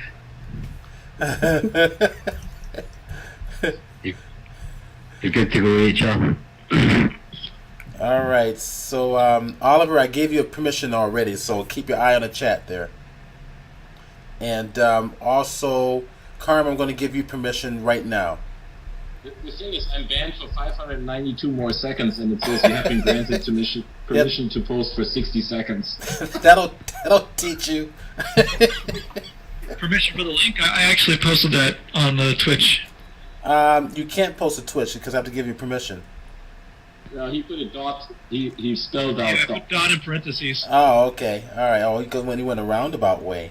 Sneaky. All right. So, Carm, I'm gonna give you a pass too, Carm. You ready, HR? Yep. See you fine. See you Give her, perfectly. Steve. Let's go. All right. So as long as we're ready and it's not going to kick me off again, let's do this. Okay. No, I won't push that button this time. All right. Thanks, Dave. Very shiny bike. All right, so yeah, I talked to Oliver about doing a little bit of Substance, showing Substance Painter here. So I didn't really have any time to prepare anything, so we'll just run a demo object here. So let me open the sample up. We'll just do a demo sphere here. Just open this up, and let's see. And I'm just going to go ahead and let me get rid of the process effects here.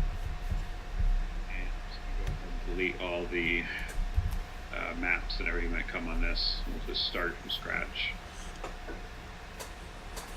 Oops. Okay. So, so normally So, you know, in 2018 now, you know, it's very easy to get your objects into LightWave. Um, so, working in Substance is a really great way to texture your objects. So, you know what you do. Unfortunately, in Substance now, they kind of dropped support for the LWO support, you know, object. So, but you know, you can still import OBJ or FBX, and you can just import those directly into, you know, into Substance. You would just come up here to new, and here, actually, I'll just walk you through how you do that normally here. So we'll just come up here to new project. You'd come up here to the mesh here, and then you would select this from wherever you have that loaded. You know, select it, whether it be OpenView, DirectX, and if you had any of your maps already baked out, like if you baked, you know, a map already out, like a normal map or something, you would load those in here. You could make, you know, you could start your texture resolution here, like if you wanted to start at 2K or whatever. That doesn't really matter in Substance because, you know, it's pretty much fluid. You can change your texture resolution at any time. So I usually just started at 2K because, you know, it's a pretty good working resolution. I'll just go back and we'll just start with this. Hey, Chuck. Yeah. Sorry, yes. Steph. Yeah. What's that? Can I set you a challenge? Yeah. Can I set you a challenge, mate? Yeah. I need a rubber. Slightly, I need a rubber. I need a rubber material with a kind of leather effect. Okay. Yeah. Yeah, we'll do that in a second. And Can you accomplish? Cool. Yeah. the other thing I just also, you know, with the OD toolset, there is actually a tool that gets the object directly into Substance, and then there's also the free OD copy paste that's available that you can copy and paste into Substance directly as well. Yeah. So, like with OD copy paste, you could say just take your object, like if you were in LightWave, you could just copy it right from there, jump over into Substance, paste the object right in, and you're ready to go. You know, the only stipulation, like if you're taking an object into Substance, it just must have a UV map. So now that you have your object in here, the first thing you normally do when you take an object into Substance is you have to bake your maps. Now, if you're doing like a game object, a lot of times what you would be doing is you would be baking from a high resolution mesh down into a low resolution mesh.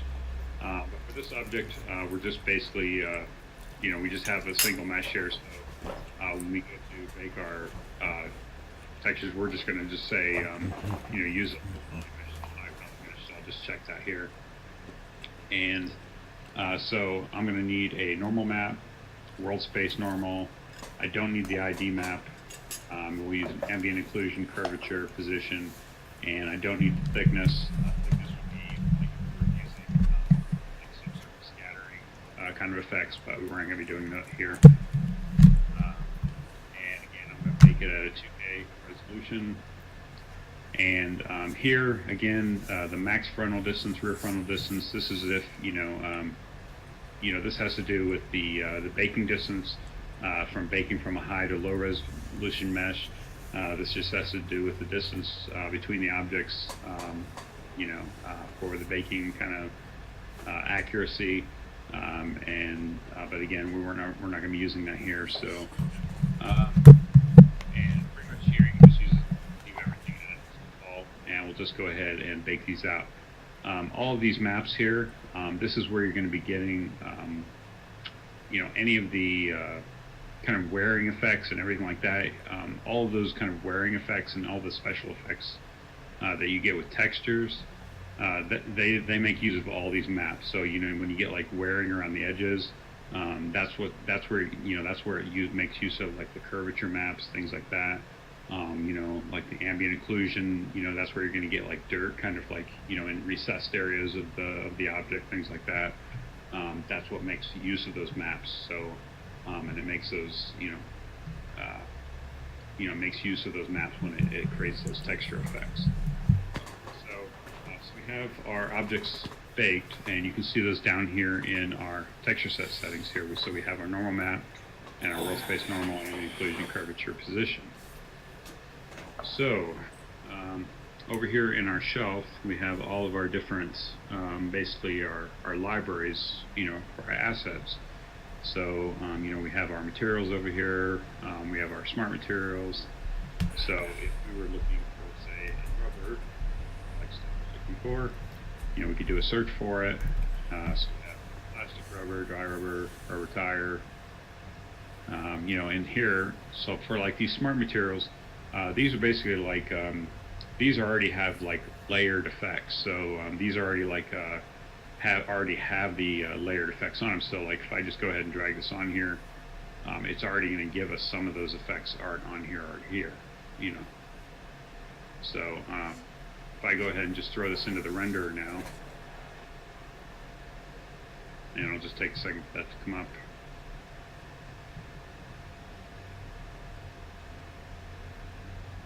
And let me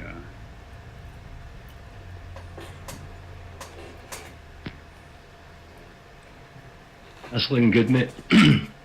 I need it to be more like a texture, but more like a, how we I put like an alligator skin going across it. Do you understand? Heavier bump. Yeah, I need like a leather effect. It's like a leather effect rubber, and it's slightly worn. It's essentially the trim that goes around an arcade machine. Very interesting. Well, like that's Can you just throw on a quick alpha map and then send it over to Oliver as quickly as you possibly can? Because I'm the director, I don't care about substance, I just want that file.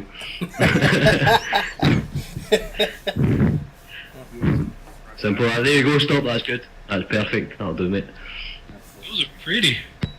Very pretty.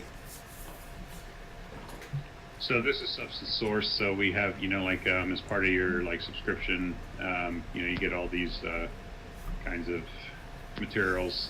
You get so many per month. Steve, I don't care, mate. Just pick one.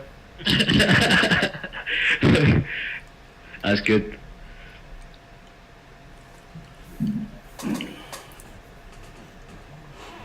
So I assume that automatically downloads straight in. Yeah. It's just like an asset. It's just like the Octane asset store. Well, the presets.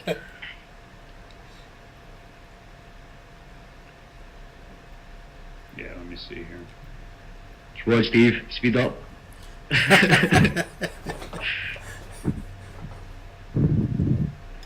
Jeez, this guy's really busting your balls. Definitely, mate. We've got a deadline here, mate. That's looking good, mate. Right, send it to Oliver.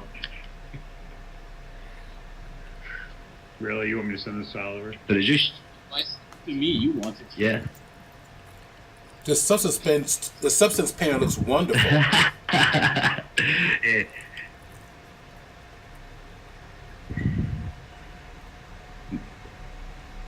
Oliver, you've got all the substance tools. The substance importer right now that reads the SBS AR file, I can't show if that's what you're hinting to. Yeah, but generally just Steve needs to export the maps, and you can just take them into PBR and LightWave. Yeah. So, I mean, you don't necessarily need OD tools. Hey guys, what does PBR stand for? What's the abbreviation? What is it abbreviated for? Principal something. Physically based rendering. Physical based, right? Physical based renderer. Yeah. Okay. But it just shows you how quickly you can set up something in Substance. And that was 5 minutes and you've got a texture straight away. But it's more the thing that's cooler is actually the painting and stuff like that. I mean, dropping presets stuff is cool, but then also painting between the presets, that's where it's so powerful. Just the particle brushes itself are worth the software. Yeah. So yeah, let me get rid of this ridiculous leather. So let's go back here. So anyway, so when you're actually working in Substance, so when we go to, so there's two different kinds of basically layers you can add. So we have regular painting layer. So if we just add a painting layer, so we're actually now painting, on the object itself. And when you're painting on an when you're painting on a layer, you're actually painting with all of the different channels at once. So you're actually painting with, color, height, roughness, metal, and normal at the same time. So, if we, increase the height, you're actually, painting with height, No, I've got a question. There was a feature that I saw in Substance Painter where it works like watercolor spreading out over the surface, and it gives you these wonderful, like etched in effects. How is that done here? That's the particle brushes. So, like say we take the, organic spread here. Nice. Nice. You can sit here and just watch this all day long. So, let's remove this. So, like maybe more of a practical effect. So, like, let's take, let's just get rid of this layer. We'll just let's get rid of this layer here. We'll add a fill layer. Just change the color to a red. And then we'll add a clear on top of that. Actually, a paint layer. And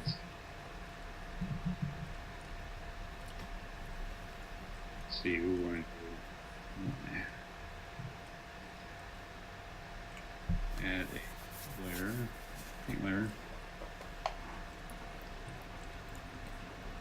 Let's see, black mask.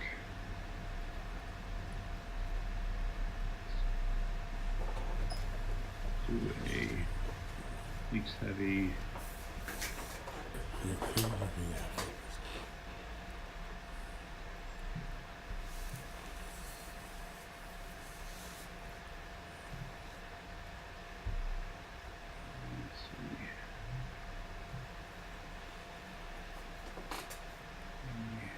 I have a question, Steve, or Oliver, if you can answer this. Just I don't want to distract you, but just a question.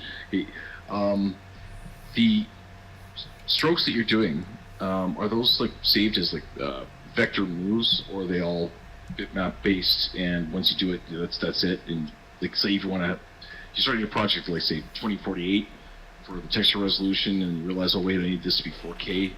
Can you change? Does it upres it, or does it go back and look at the strokes that you made and then reapply the brush? It probably goes and reapplies the brush, but the thing is, once you do the brush, it's definitely destructive. So it's not like in Photoshop with curve brush, not like in ZBrush with curve brushes, where you can change the type of the curve later on.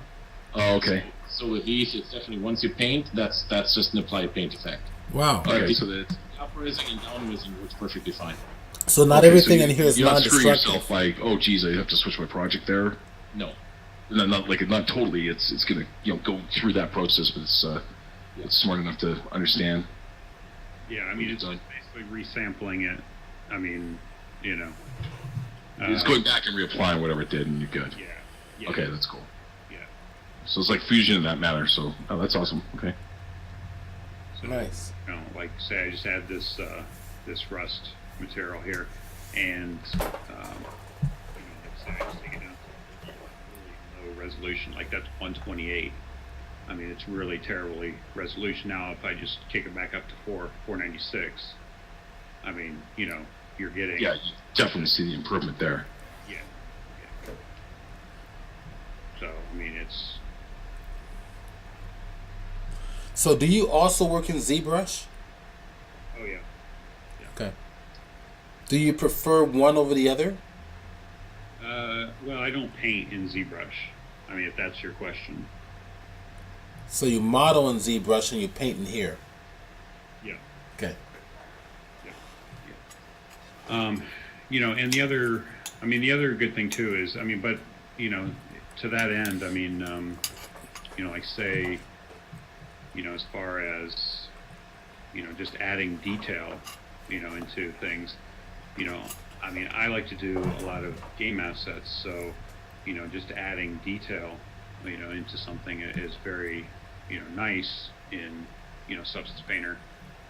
Just adding, normal detail,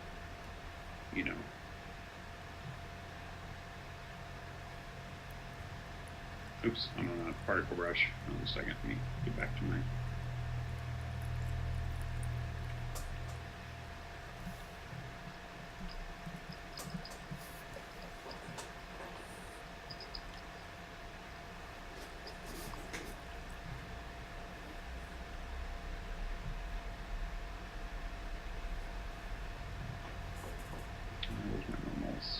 And just because of this question came up in another chat, when you paint in Painter, whatever the output is specific to that object you're painting on. It's not like you're going to take those maps and apply it to a different object. That wouldn't work, because they're specific to the UV map.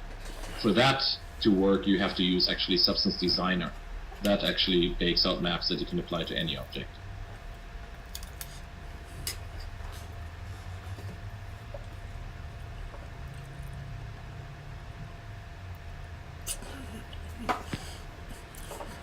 Who was the idea asked that question? You know. Oh, that's awesome. It's actually good. It's a very valid question. So. Yeah, I always got confused. Like, what's the difference between Substance Painter or Substance Designer?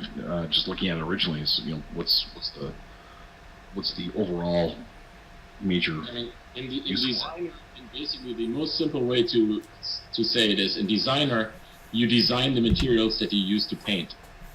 Right. Okay.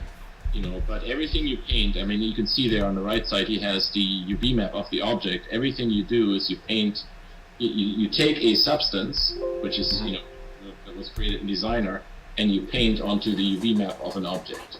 Right. So, it's specific to that particular object that's in the scene at the time. So it's more, the direct comparison would be. Designer will output texture maps essentially. It will, square images or whatever format you want that can be used, as space textures for other things. It's like your paint mixing shop, basically. It has nothing to do with paint, really. Yeah. Oh, I'm just like thinking, this is what you're going to be using to apply as a material. Just using paint is like. It's literally just Substance Designer just creates materials. That's all it does. All those things at the bottom, the multicolored shapes down there, those are all procedural materials that you can create in the Designer program.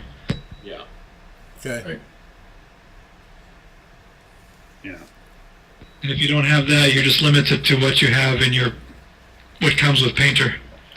Well, what comes with Painter, or what is available via the Substance Source Library, which is thousands at this point.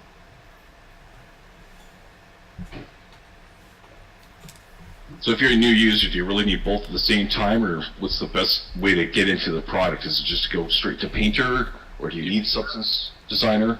If you just want to paint, just get Painter. But if you actually want to design your substances, then I think both of them are incredibly useful. I mean, again, you could probably do a few of these sessions on just either one of them. So, Rila Koti has made a comment that Substance Painter has a non-destructive workflow. Substance Designer features 4 graph types, tiling, textures, MDL materials, math functions, and noise editor. Edit complete texture sets instantly with the procedural node-based non-linear workflow. Want to change something while you're working? Make changes to any previous step while keeping your current work intact. So actually, no, let's see, that description above is about Substance Designer. Gotcha. That's so Designer where you essentially design all your right. materials. So Designer, you have a non-destructive workflow, but Painter you do not. It's going to be a destructive process. Correct. I thought there were some operations in Painter that are also non-destructive. I've never used it. I've been watching it. I've been using ZBrush mostly, but I have not used Substance Painter. I think I would like to get into this. The thing is, if you use alphas or things like that, you could at any point in time replace the alphas. Okay. So it's not, but the actual painting part of it is destructive. Makes sense. It's so much of pretty much any app that's out there that does something similar. We can 3D code similar. Okay, so Probiner, I think, is just joined in. I'm going to give you a presenter status. Now we're almost done. I mean, who else would like to share? Is anybody else would like to share? I think Dave has something. Who does? 3 editor. To mix them to something else. All right. So Oliver, say that again. Everybody jumped in and talking, and I couldn't hear it. Dave has something. Okay. So what's his handle? Creative. Creative. Okay. Cool. All right. So creative. So let's do this. Dave will be the last one. Let's see. Maybe. Well, Dave, you want to share something? Matter of fact, if Steve would stop sharing his screen and go to your Adobe Connect interface and click stop sharing screen, and then Dave will share something, and then we'll probably end it with Probiner. Yeah, I can share something. Yeah, go ahead and start sharing your screen. Yeah. Dave is first. Who's first? Dave, because he's been waiting in the lodges forever. But that was Dave I was talking to, right? That was Dave I was talking to. Well. This is Dave, right? Oh, it doesn't matter. Go ahead and show. We'll do one more. Okay, you see my screen? Yep, I see your screen. Am I coming through loud enough? Yep. Okay, yeah, I just wanted to touch a bit more on what Oliver was showing earlier on about, and Steve, when they downloaded an FBX from Mixable and put it into LightWave.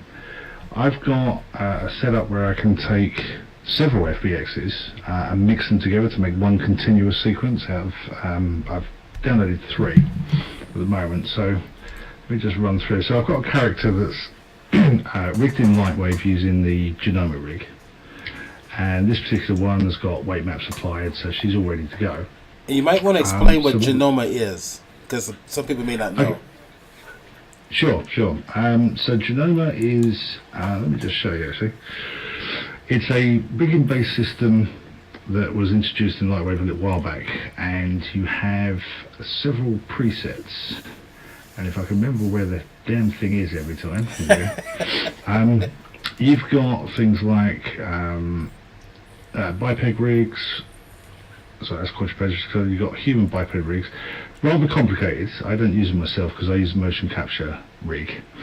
But what I've done is I've customized the motion capture rig that comes with Genoma, and these are all set up with the correct bone names that Motion Builder, which is another program I'm going to show you in a second, likes, because the naming convention is correct.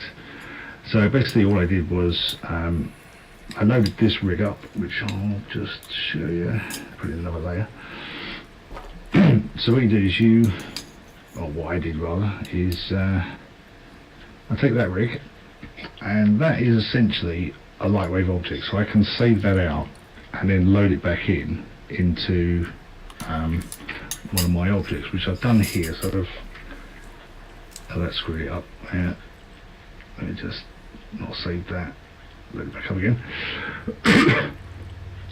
Yeah. So basically, I've customized it for a T-posed character, and then just made it all so that it fits the character. Now this is pretty much a Mixable character, okay, which I've then had to put in my own weight maps.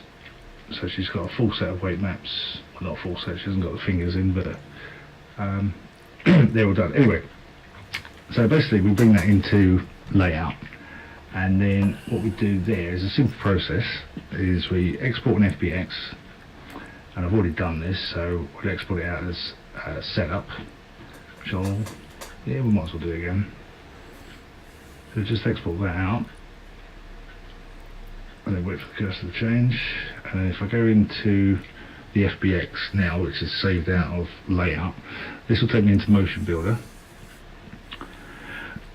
So we've got a girl, she's got the the LightWave bones, and then if I just bring this over, because the bone names are correct and is what Motion Builder is expecting, if I just drag the character onto one of those bones and hit characterize and ignore all, that will now recognize all the bones and enable me to build a control rig. Now this is a IKFK control rig, so it will do things like pull the whole body around, there's different rotations and so on, and if I go into things like the character here, modifiers, floor contacts, I can actually get feet and fingers to interact with the floor, which is quite handy. So those fingers will bend. Let's turn that off so you can see it better.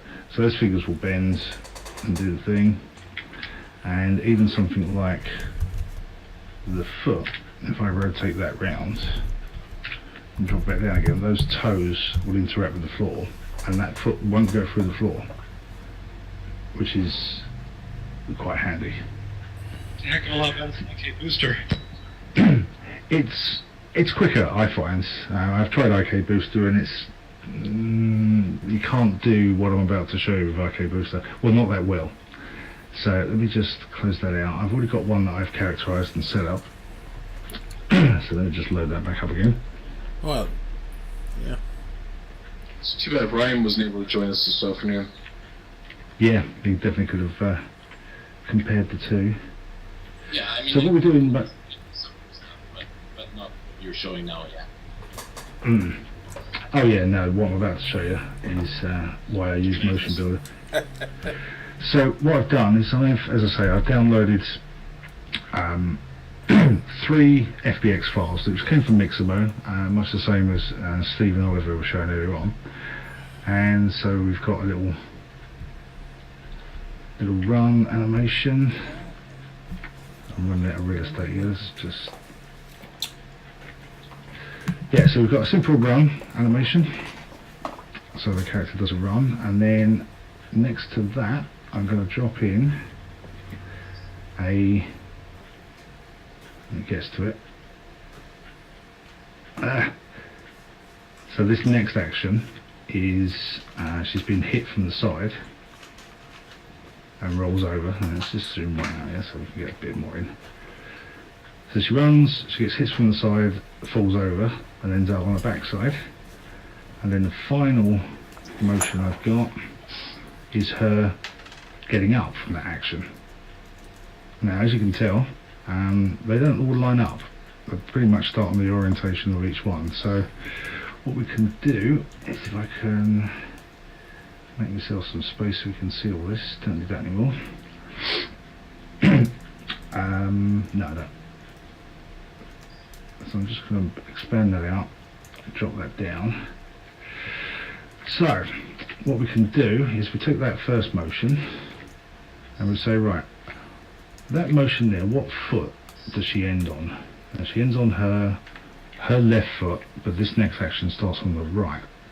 So all I need to do is just pull that back to roughly the same place that the next action is going to start on, and then just simply, like a video editor, just pull that back. So the next clip, again like a video editor, will start on the same foot, but as you can see, she jumps. So just, I need to start there, grab a foot. Let's have.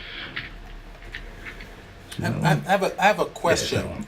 Was the motion capture taken from Adobe's site, or is this custom, your own? This is these are 3 clips that I downloaded from Mixable. Okay. So that it is from Adobe. So what we're looking at? Yes. So what we're looking at are the actual motion that came through Mixable. Indeed. Yeah. Nice. Okay. So we end up on her right foot. That starts on her right foot. Now I'm going to match that one using the control rig item that I've selected here. So this is her right foot, and what that will do is it will add that motion to the end of this one. Oh, sorry, I'll add this motion to the end of that one. And then again, like a video editor, we can just simply overlap those, and then over those few frames they'll blend together. Nice. Okay, So that's it's like anybody who uses Adobe Premiere is kind of like cutting frames. It's I don't care. Hurry up. Get up. it's essentially a non-linear editor for motion capture files. So finally she'll fall over, end up there. That's in a similar position to this one, but again it's not in the same place. So for this one, because you see it on the back side, I'll select that node, go to match with the previous clip, pop, and then again we'll just overlap that, and there we have one continuous sequence where she gets up again.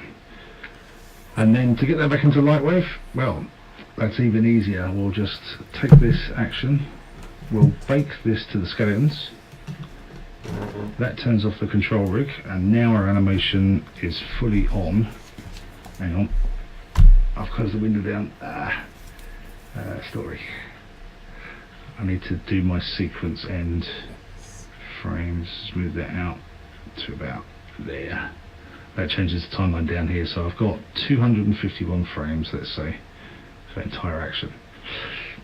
Okay, so now that's baked to the bones, which are the, that's not showing, but yeah, so that's the LightWave bones that come with the character. So if I now save this out as an FBX, and I normally call these things like take or action or something like that, so I'll call that take.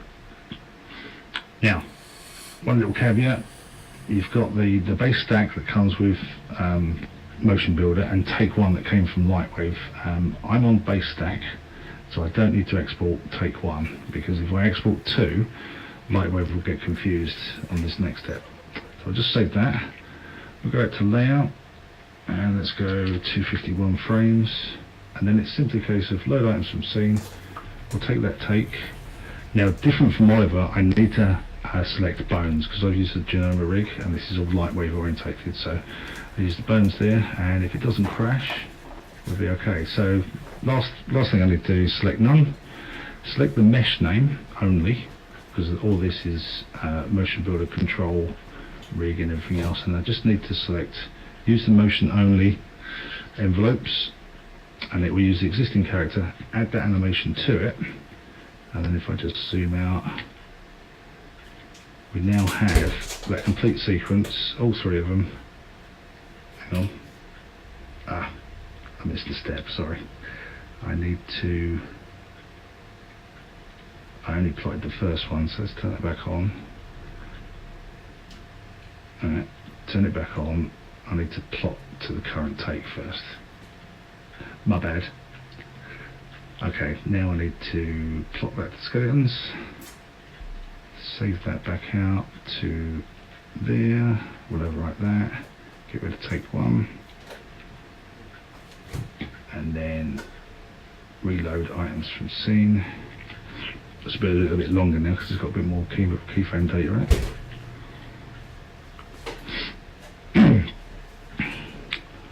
Okay, select none, select the mesh name only, merge those in, and now we should have a complete animation sequence which we can render in VPR, and we've got all our actions on there. And then one thing I can do as well, which is quite handy, is I can go back to Motion Builder and I can change this. So say for instance, let's really screw this up. So that ends at 125. It will still work to some degree, but she'll get up a little bit quicker this time. Okay, so 125, let's replot that.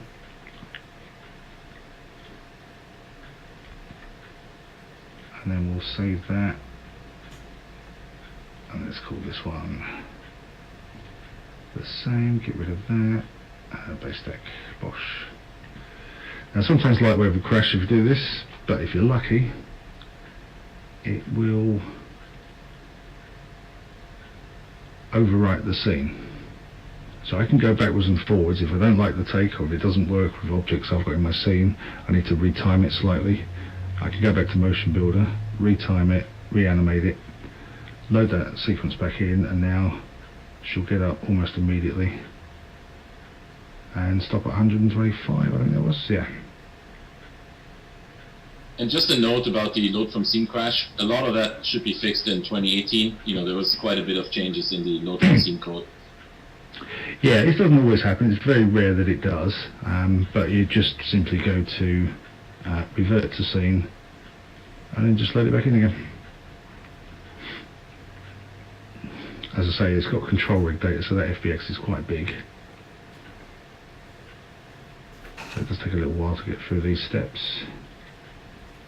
Just merge that in, and simple as that, we've got our scene back.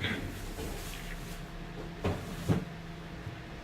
little bit of drift in there because I didn't blend them properly, because I moved everything about just to show you how to re-edit those sequences. But there you go, you can take any sequence, you can chop and change them like a non-linear editor, and build up entire actions for your character, just from basic actions from Mixable or any other motion capture data source. And that's it, short and simple, short and quick. All right, that's wonderful. Awesome.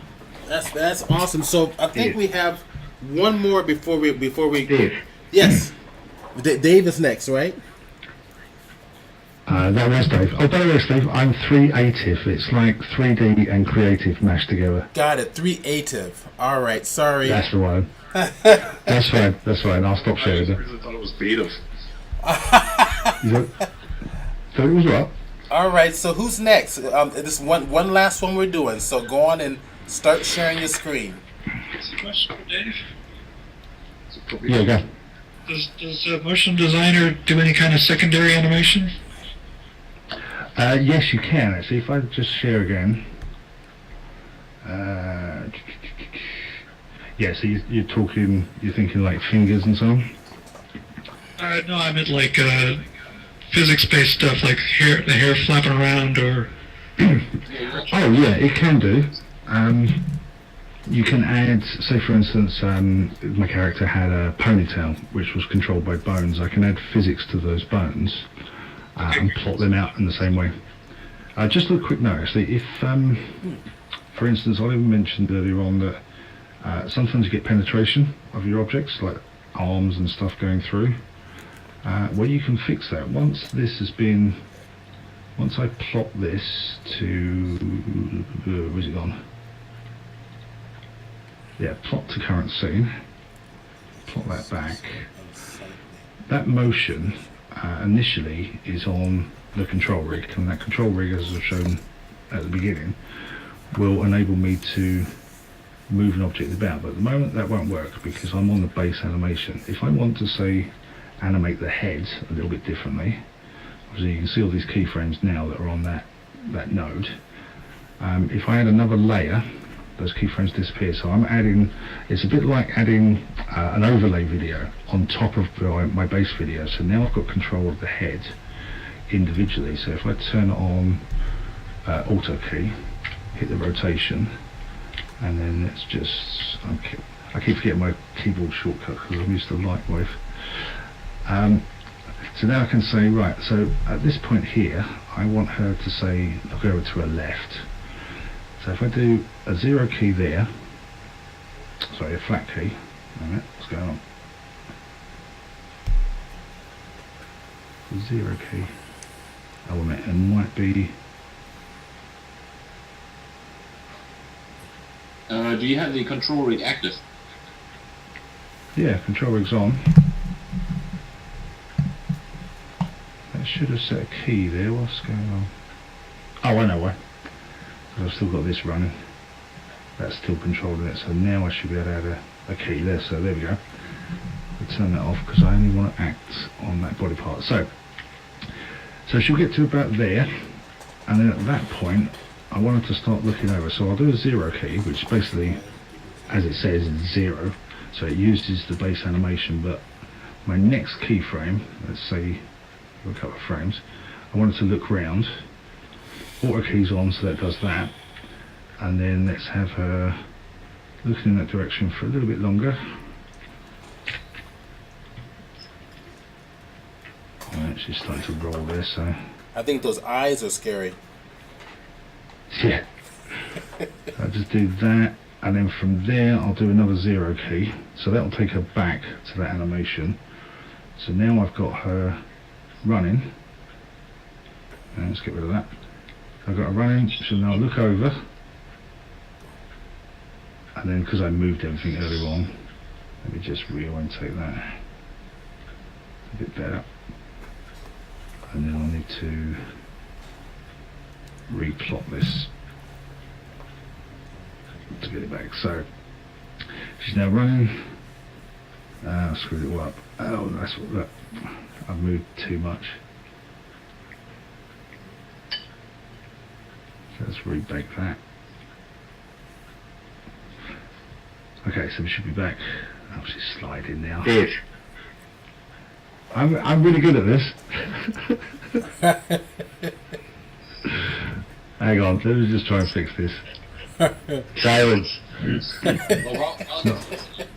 Are the characters weighted?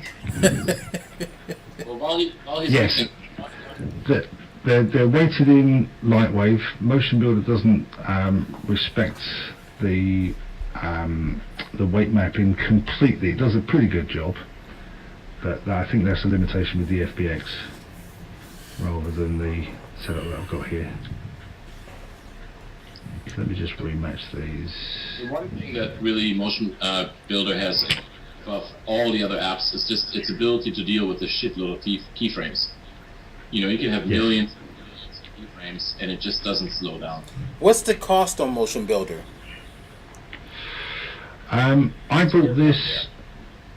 Yeah, I think it's a rent model now, but this is 2015, so I've had it a few years. So what's the cost on it? Sorry, go on. What's the cost on Motion Builder? I'd have to look that up. I don't know Yeah. what it's like now. Okay, so let me just replot this. I swapped these two over, that's why it wasn't working in my haste. Okay, so per year.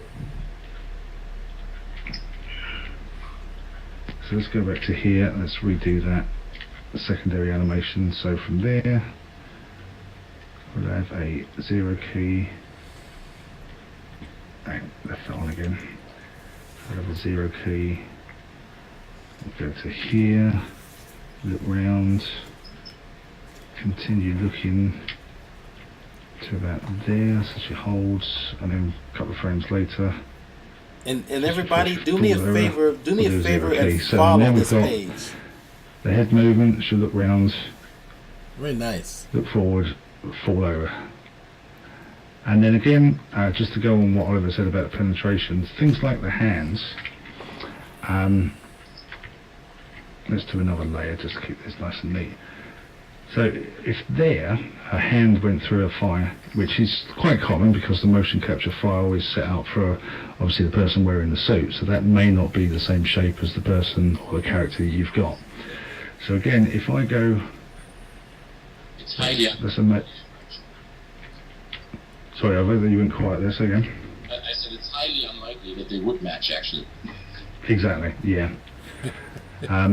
So say for instance at that frame there, that hand went through her thigh, so a little bit beforehand, where the animation is correct, I'd put in another 0 key, and then just afterwards I put in another 0 key there, and then at the point of penetration, all I can do is just simply pull that arm up, and it will remember that keyframe only for those, that section. So it'll put it out, and it'll go back in, and then back to where it was.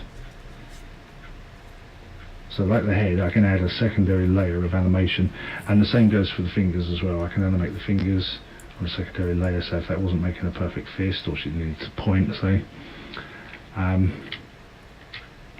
could do that, and then simply once it's all done and you're happy with it, plot the skeletons, save that animation, put that back on take, overwrite that, get rid of the base, keep the base, sorry, take that out, LightWave, load items from scene, do the take,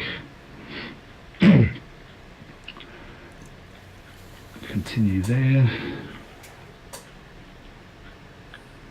select none, select the mesh, select the merge, items only, and if we, let's select the head, focusing on that, so we can see it and it will track. We should now see a head turning,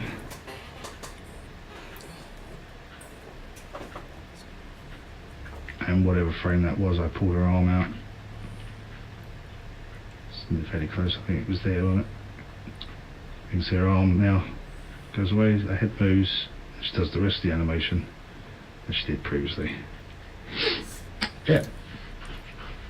Great fun. All right.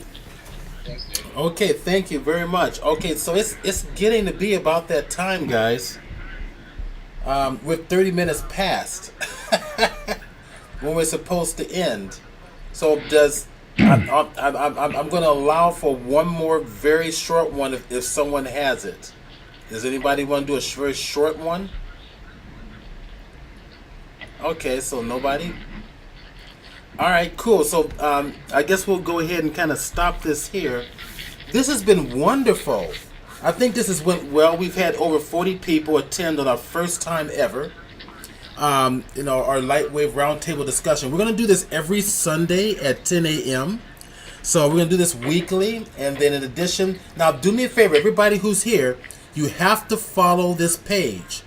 Follow this page so that you're notified about our meetings, okay? When we come on, you're going to be able to see us. I'm going to do another stream personally today where Jason Mandala and I have purchased a 3D printer. And we just got it in the box. It's like right behind me. You can't see it. So we're gonna put it together, and we're gonna stream that process. So we're gonna do that this afternoon. But for now, everybody. Thank you, Carm, ADP. Thank you, 3 Adams. Thank you, Daphne. Daphne didn't get a chance to show. Daphne did. Actually, Daphne has not said anything the entire time.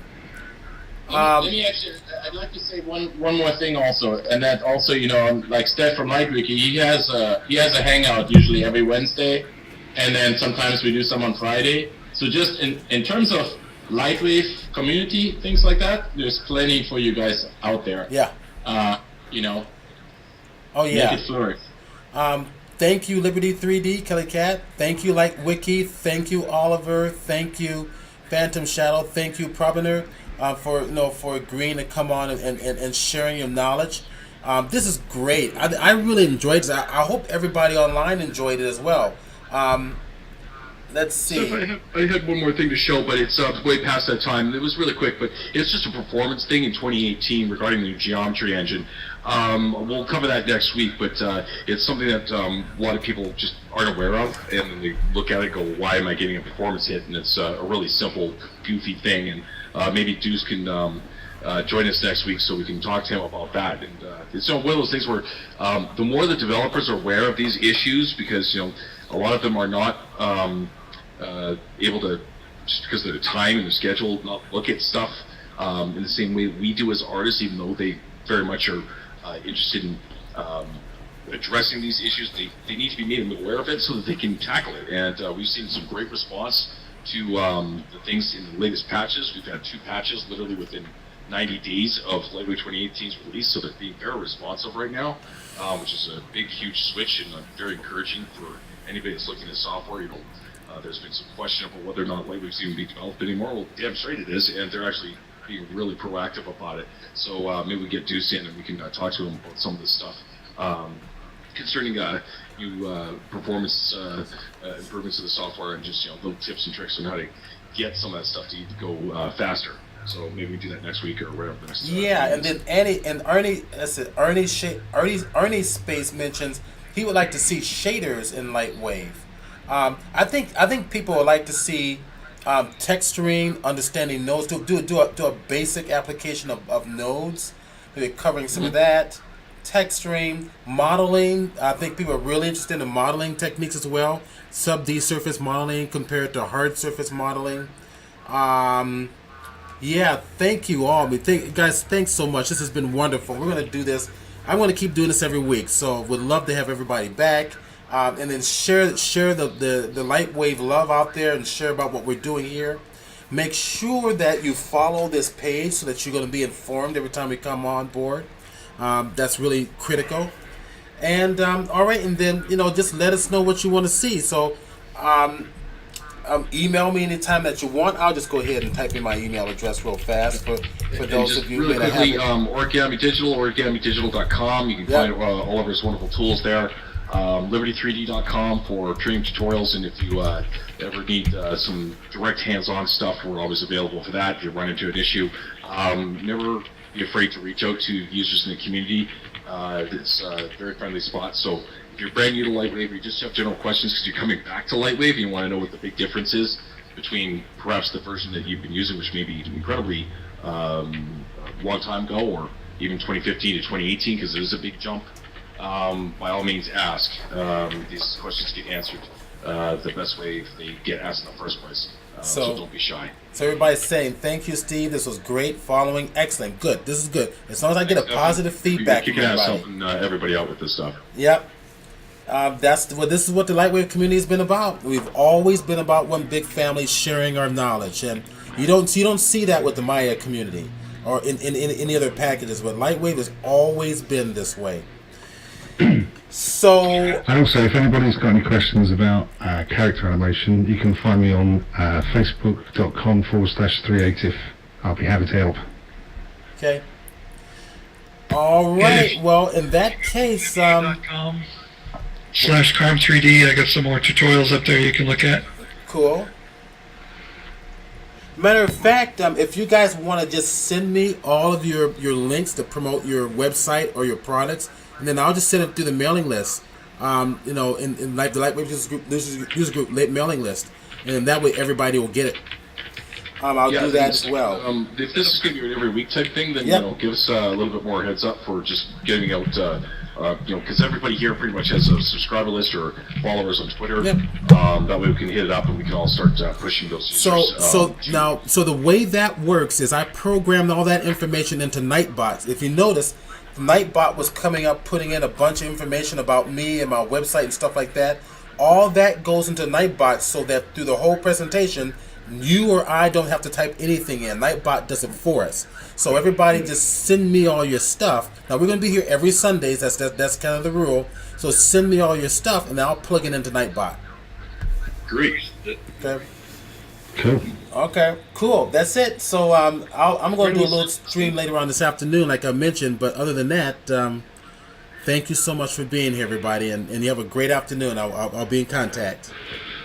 Take care. It's been emotional. All right, Somebody's got a man. question. Wait. And I recorded this too, so I'm going to get the recording up ASAP.